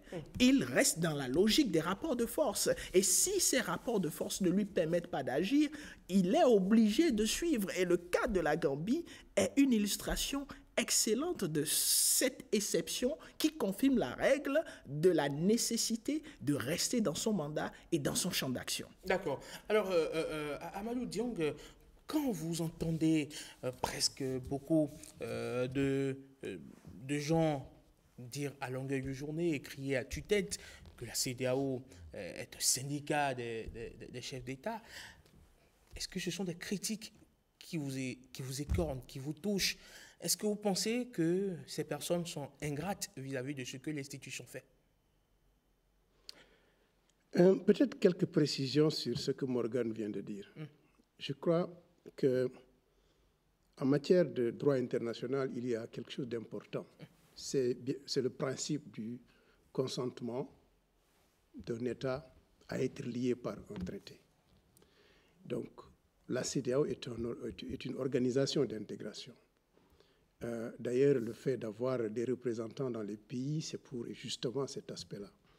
Alors, un État est donc membre de la CEDEAO et a consenti par la signature et la ratification des traités donc à être lié. Et qu'est-ce qui se passe? En cas de violation de ces règles, il y a des choses qui sont prévues. Il se trouve que, contrairement à ce que dit Morgan par rapport à la question des coups d'État et des changements anticonstitutionnels, malheureusement, dans le monde entier, il n'y a que le continent africain, et je pense qu'il faut saluer cela. Et il y a une conférence qui s'ouvre aujourd'hui à Berlin. Je pense qu'il faut beaucoup suivre cette conférence qui va nous renseigner encore sur nos relations entre l'Afrique et le Conseil de sécurité. Ce qui se passe, c'est que nous avons une doctrine en la matière, parce que nous avons été pendant longtemps victimes de coups d'État.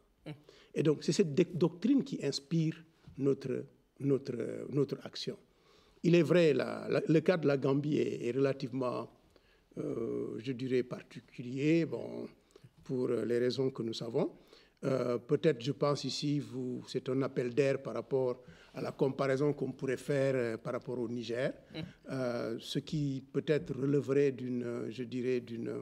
d'un fonctionnalisme qui ne s'applique pas en politique. Je pense que parfois aussi, il faut éviter de faire du fonctionnalisme en politique. Parallélisme fort. Bon, vous savez, il l'a dit tout à l'heure, l'un des problèmes que nous avons, c'est que nous voulons que le droit régisse l'action des hommes, que la force soit exclue de l'action humaine. C'est cela la perspective de l'homme. La paix, c'est ça, la stabilité, c'est cela. Mais entre les deux, nous avons toujours besoin de faire des progrès. Aujourd'hui, dans ce monde le rapport de force est revenu. Et on revient pratiquement à la théorie des États-nations de Westphalie, d'accord, de 1615. Donc aujourd'hui, vous suivez un peu ce qui se passe, c'est le règne des hommes forts, etc. Bon, 3, 4 grandes puissances qui voudraient se partager les choses et que chacun puisse régner dans son petit coin. Et puis bon, tout le monde est heureux et chacun obéit à quelqu'un. Et je pense que c'est là où nous avons notre carte à jouer. Et je dis que ce n'est pas linéaire, le progrès. Le progrès n'est jamais linéaire. Nous devons nous poser des questions. Et je suis d'accord avec vous que nous avons besoin de nous poser des questions sur ce qui se rapporte à la politique. Alors, Amadou Diong, quand on observe aujourd'hui l'Afrique, on se rend compte que les instabilités institutionnelles sont davantage fréquentes dans cette sous-région-là, avec un nombre, on va dire, croissant de coups d'État observés en peu de temps. Lorsque on pose, on va dire, ce postulat, on se rend compte que davantage la CEDEAO a du pain sur la planche. Est-ce que ce n'est pas normal des populations qu'elles aient beaucoup d'attentes vis-à-vis de cette organisation qui, quand même, on peut le dire, a résisté 50 ans. Un demi-siècle, c'est beaucoup. Bon, très peu, mais beaucoup. Je pense qu'il y a ici des précisions à faire sur le long terme. Vous savez, une citoyenneté, ça se construit. Si vous prenez les statistiques de cette région, je parle par exemple de l'Internet, du taux moyen d'éducation, de scolarisation. Donc, il y a beaucoup de chiffres, si vous les prenez, beaucoup d'indicateurs qui vous diront que ce qui se passe dans notre région, relativement s'explique. Si vous comparez les pays les uns aux autres, s'explique beaucoup par ces indicateurs-là. Aujourd'hui, nous observons ce qui se passe dans les pays de l'AES, par exemple, mais nous savons qu'il y a du travail. Il y a du travail. Et Julia B vous a dit quelque chose d'important, c'est la question de l'éducation des masses et des citoyens. Et c'est cela aussi un aspect fondamental. Nous ne pouvons pas construire des économies solides. Nous ne pouvons pas construire des démocraties viables si nos citoyens ne sont pas éduqués, ne sont pas en mesure de faire des choix. Parce que la question qui se pose, et je pense qu'à un moment vous l'avez dit, il y a cet aspect, c'est toujours ce dilemme cornélien que nous avons entre la légitimité et la légalité. La légitimité, elle est de mon point de vue la chose qui nous permet de mener nos actions dans le contexte dans le contexte défini par nos peuples. Et c'est cela le grand défi. La légalité, oui, elle est là. On en a besoin. On a besoin de grands textes. Mais vous savez, les institutions aussi sont animées par des hommes. Et je crois que personnellement, j'ai quelques petites contraintes par rapport à ce que disait Obama sur les institutions. Parce que les institutions sont définies dans un cadre général, et donc c'est la vertu des hommes qui les anime. C'est important que les hommes soient des hommes de vertu. Et je crois que c'est là où nous sommes. Avons-nous des hommes de vertu en mesure d'animer les institutions? Et c'est ça à quoi doit servir une élection. Et je crois sincèrement que c'est là où l'éducation des citoyens, l'éducation des masses est une chose importante. Alors aujourd'hui, comment est-ce que l'institution vit la défiance de ces États qui se sont retirés et qui ont évidemment réussi à faire acquiescer à une partie de leur population que ce qui est important pour le pays, ce qui est bien pour le pays, c'est de quitter la CEDEAO. Je parle du Burkina Faso, du Niger et du Mali qui ont formé l'Alliance des États du Sahel. Bon, l'avenir nous dira si les populations ont raison, si ceux qui ont pris la décision ont raison. L'avenir nous dira. Mais ce qui est constant et factuel, c'est que il y a chez les populations aussi une certaine appréhension. Et chez les politiques aussi. Vous savez, en décembre dernier, lors du dernier sommet, la décision a été prise donc d'acter le départ des 3 pays. Vous savez que donc de considérer la date du 29 janvier comme la date de départ des 3 pays. Mais dans la décision qui a été prise, et c'est ça qu'il faut relever, pour dire que moi, personnellement, c'est ce jour-là que, c'est vrai, ma conviction a été toujours faite que nous sommes dans une intégration d'État qui suit celle des peuples. Mais c'est ce jour-là que j'ai compris que nous sommes en retard sur l'intégration des peuples. Parce que ce qui s'est passé, c'est que nos chefs d'État ont eu la sagesse de constater et d'acter la séparation, mais tout en gardant tout ce qui est libre circulation, tout ce qui touche au bien-être et à l'acquis des peuples. Et paradoxalement, de la même façon aussi, les pays de l'AES qui sont réunis le 14 décembre à la veille du sommet de la CEDEAO ont pris à peu près une décision dans ce sens.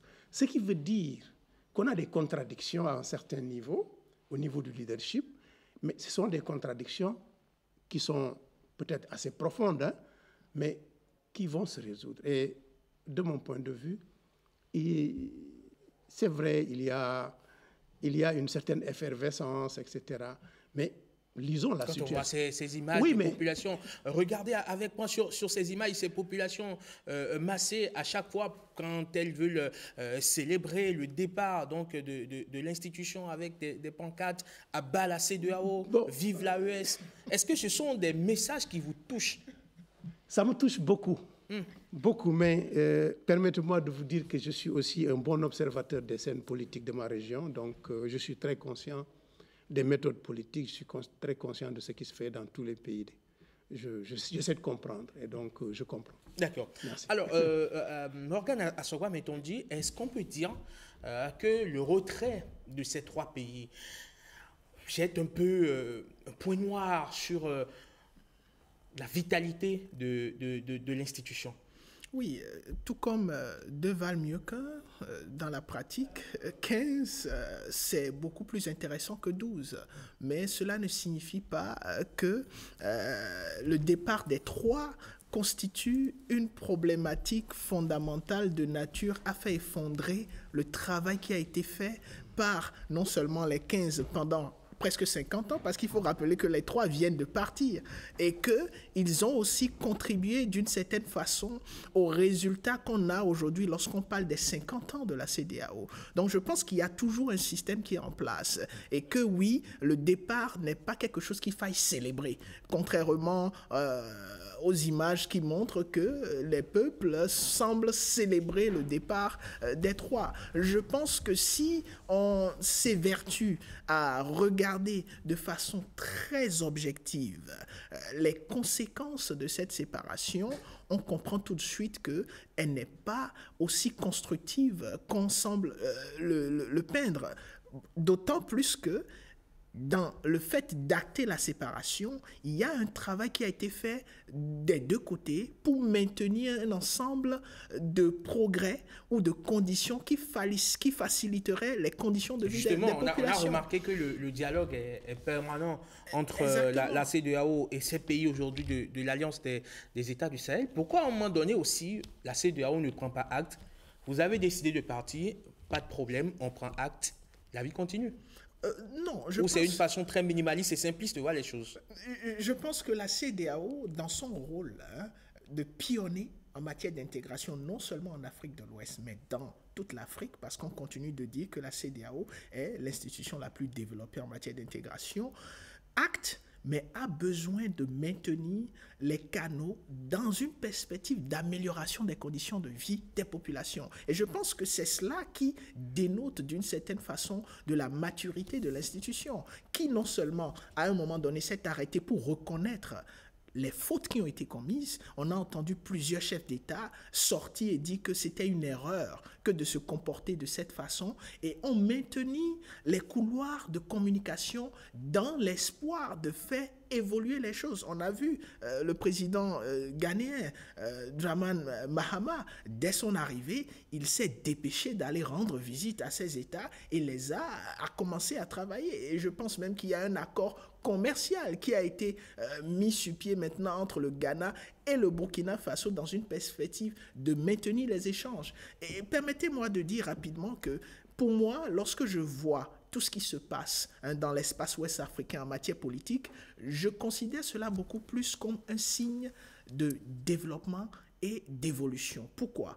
Vous savez, les crises ne sont pas toujours à être observées comme des taches noires, mais beaucoup plus comme des opportunités d'améliorer les choses. Donc pour vous, c'est une crise de maturation, on va dire? Naturellement, pour moi, c'est ce que je pense, c'est ce que je vois, c'est ce que je constate, parce que si on reste dans une logique de crise au stricto sensu, les deux parties allaient dire, ben écoutez, on se sépare, on ne maintient aucun canal de communication, on met fin à toutes les conditions qui ont été améliorées tout au long des 40 ou 50 ans qu'on a passé ensemble et on laisse chaque population de son côté continuer sa vie. Je pense que ce serait un crime. Et j'épouse naturellement la logique du décalage entre la pratique des aspirations au niveau du leadership et les aspirations au niveau du peuple, qui est le fossé qui a toujours existé dans une certaine mesure entre la CEDEAO et les peuples ouest-africains qui semblent ne pas savoir réellement si cette institution travaille pour eux. Ce qui a justifié l'agenda 2020 de la CEDEAO. Les acteurs se sont rendus compte qu'il est temps de passer à une CEDEAO des peuples puisqu'on semble être toujours dans une logique de la CEDEAO des États. Est-ce que cela a été atteint? C'est tout un autre débat et je pense que la vision 2050 nous en dit beaucoup. Alors, Son Excellence Amadou Diong, on a remarqué que chaque fois qu'il y a des défaillances, on va dire ainsi, dans les pays en termes de respect de la Constitution, je veux parler des coups d'État, la CEDEAO prend généralement des mesures coercitives. Lesquelles mesures sont dénoncées par la population parce qu'elles mettent à mal, on va dire, le confort de ces pays-là. Est-ce qu'il pouvait en être autrement? Bon, je crois que Morgan vient de dire quelque chose d'important.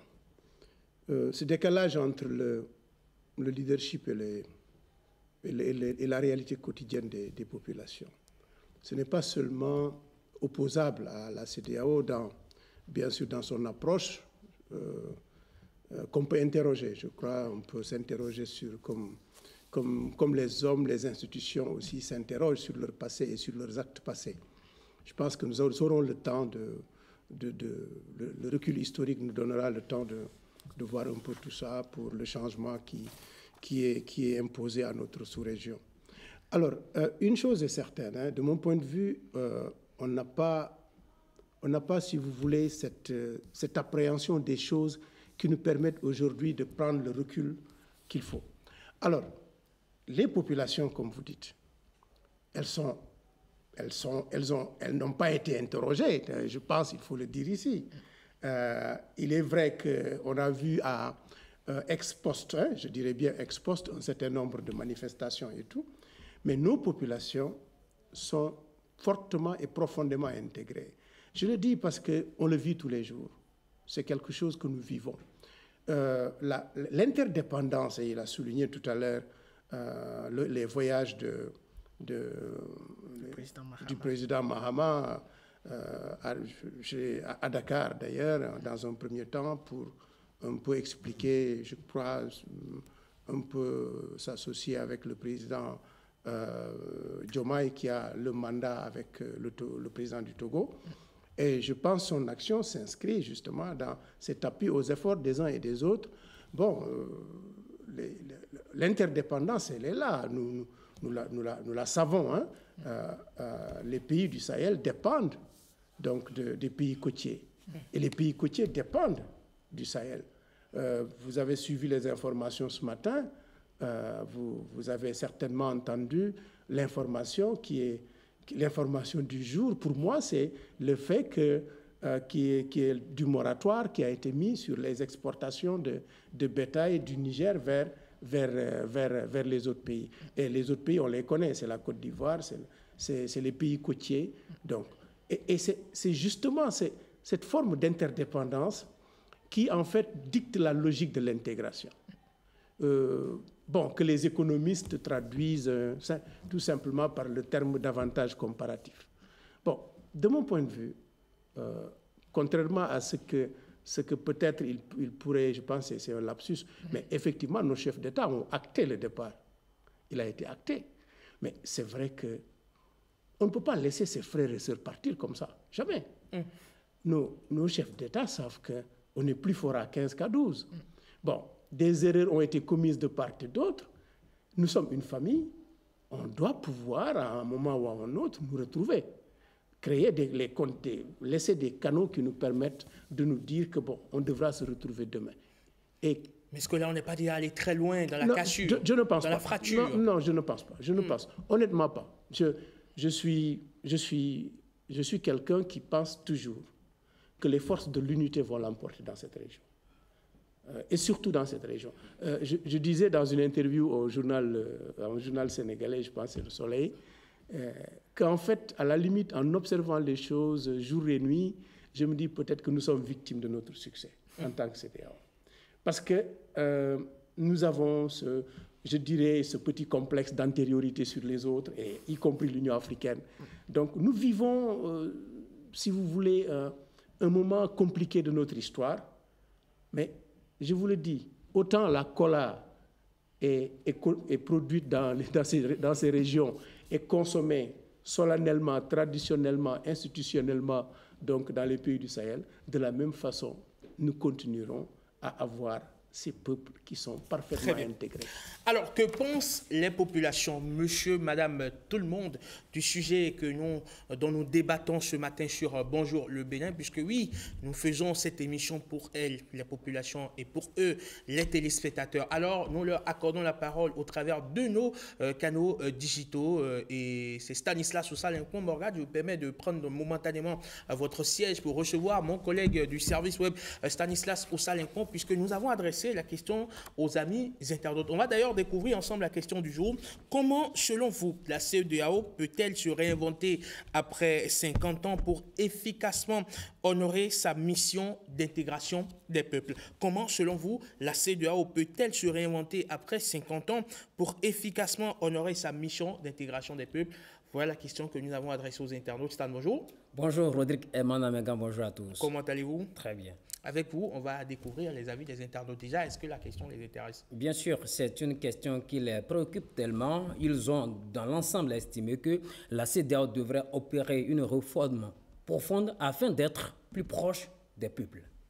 Et on va découvrir quelques avis que vous avez dûment sélectionnés pour nous. Exactement, nous nous rendons tout de suite sur notre page Facebook, la page Facebook de Bénin TV, où nous retrouvons notre ami Issa Loukman qui dit ceci: la réforme devrait d'abord être faite au niveau de chaque pays membre, semble-t-il dire. Il affirme exactement ceci: les présidents des pays membres de la CEDEAO doivent changer de mentalité, ne pas vouloir s'éterniser au pouvoir, parler de la même voix. Bonjour le plateau, écrit Koumassa Maurice, qui abonde dans le même sens. Pour la réinvention de la CEDEAO, l'institution doit complètement développer en son sein des valeurs de démocratie, de l'alternance au pouvoir de tous les pays membres et de sa libération du joug des puissances étrangères surtout, car elle est perçue comme une organisation sous-régionale au service de l'impérialisme et de protéger les présidences à vie dans notre espace. Fabrice Eman Sousa assure qu'il faut réétudier les tests et les examiner pour élucider les véritables mots qui minent la réussite parfaite d'intégration des peuples. Jean Dainche pense que l'intégration entre les peuples s'est déjà faite. Il reste plutôt l'intégration des politiques et cela revient aux responsables à la tête de chaque pays. Il faut vraiment une volonté et beaucoup de courage politique pour y arriver parce qu'il y aura tellement de pays hors de la CEDEAO que cela n'arrangerait pas, surtout les pays dits puissants. Mais la chance que nous avons est que d'autres blocs l'ont fait. Je pense comme ça à l'Union européenne. Ces pays membres ont gardé leurs frontières, mais ils ont harmonisé leur politique. Généralement, oui, quand on parle d'intégration, on pense directement à la monnaie, vu que pour le moment, cela s'avère un peu difficile à faire commençons sur les autres plans. Pour moi, sans cette intégration, cela sera très difficile pour nos pays de se développer véritablement parce que nous voyons et croyons que nous sommes en train de nous développer. Ce développement est très fragile. Il suffit d'un bouleversement géopolitique et nous constaterons les dégâts. Merci, c'est ma petite contribution, jure notre ami Jean Dainché. Bonjour le plateau, commente notre ami Jean-Baptiste Lokossou qui poursuit en ces termes. Alors, après un demi-siècle d'existence, la CEDEAO se trouve à la croisée des chemins et se doit d'opérer une refondation ambitieuse pour incarner avec justesse sa noble mission d'intégration des peuples ouest-africains, bien sûr.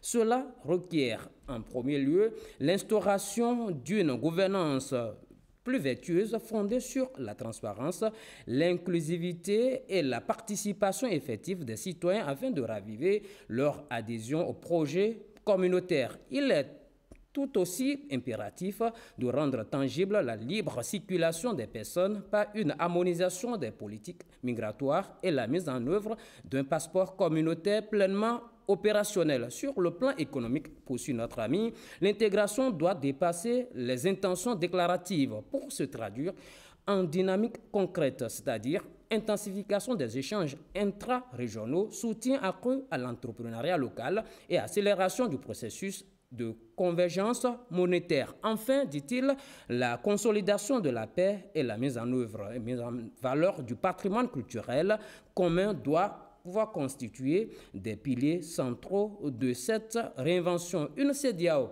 réenchantée à l'écoute des peuples et porteuse d'un projet collectif fédérateur pourra nous raviver l'idéal d'une unité, de solidarité et de prospérité partagée. Très belle suite d'émissions à vous, conclut notre ami.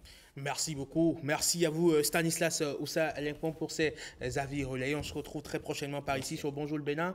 Exactement. Excellence, vous avez remarqué qu'il y a un mot qui revient, bonne gouvernance, et c'est-à-dire que tant que les États n'auront pas une gouvernance vertueuse, tant que les politiques qui seront à la tête de nos États ne vont pas pouvoir opérer eux-mêmes leur mieux, le problème va continuer par se poser.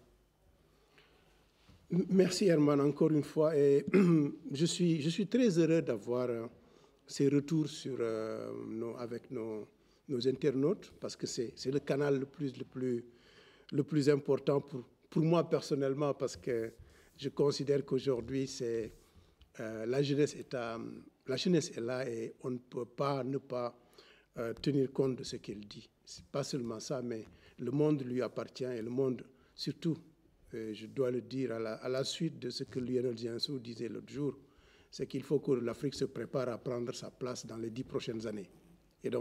Et c'est cette jeunesse-là qui vient d'être récompensée d'ailleurs à Cotonou avec le Fari. Et je félicite les jeunes béninois qui sont venus avec 2 ou 3 idées extrêmement importantes, et l'une d'elles a été primée.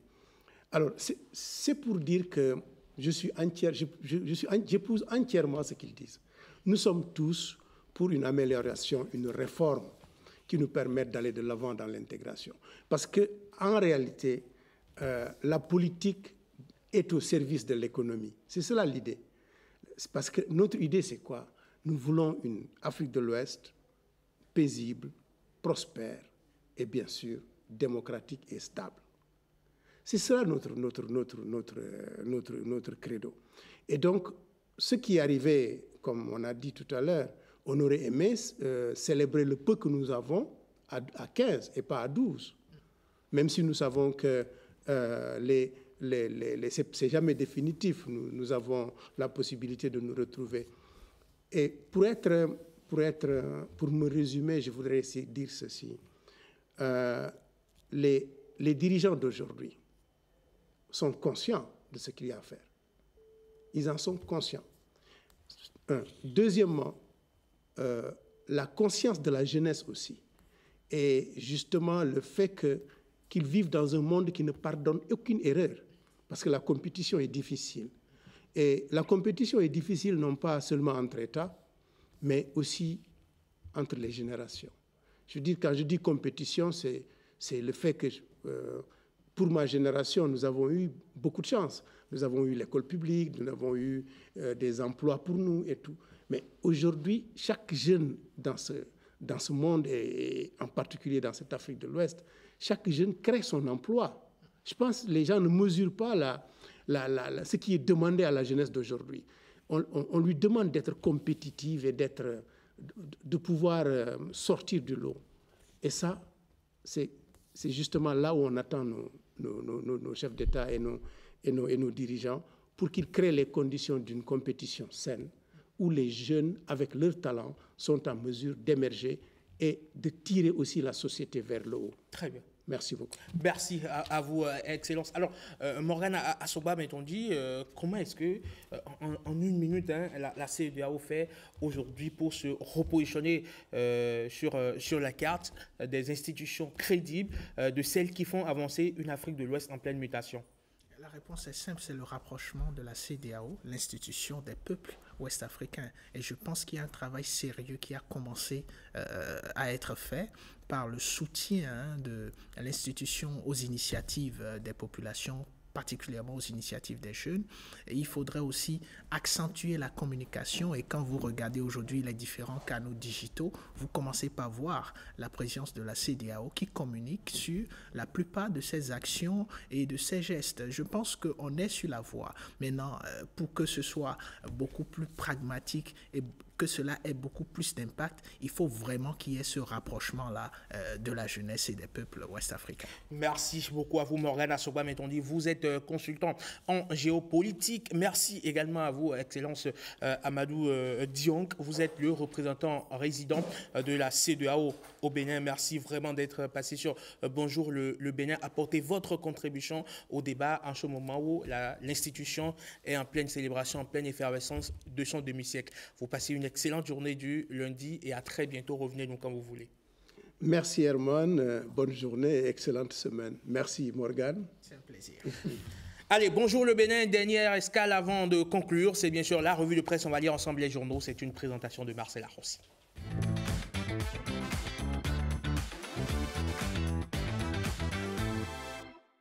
Marcel Arrossi, pour 2026, les tractations se multiplient et les journaux nous en parlent dans leur parution de ce lundi. Bien sûr, la presse du jour sonne l'alerte. La rencontre de ce samedi 10 mai à Kadiaou entre Boni Yayi et Adrien Ngouedji n'est pas anodine. Le journal souligne que l'ancien président du PRD, longtemps perçu comme arrimé à la mouvance présidentielle à travers l'Union progressiste Le Renouveau, affiche désormais une rupture assumée selon la presse du jour. Après avoir dénoncé publiquement la gouvernance talon, Ngouedji multiplie les signes de rapprochement avec l'opposition. Selon le quotidien, cette dynamique pourrait porter un coup dur à la majorité, surtout si elle débouche sur des accords structurants en vue des élections générales de 2026. Fraternité, de son côté, élargit le prisme et contextualise. Boni Yayi, en quête d'alliés de poids, enchaîne les rencontres avec les anciens ténors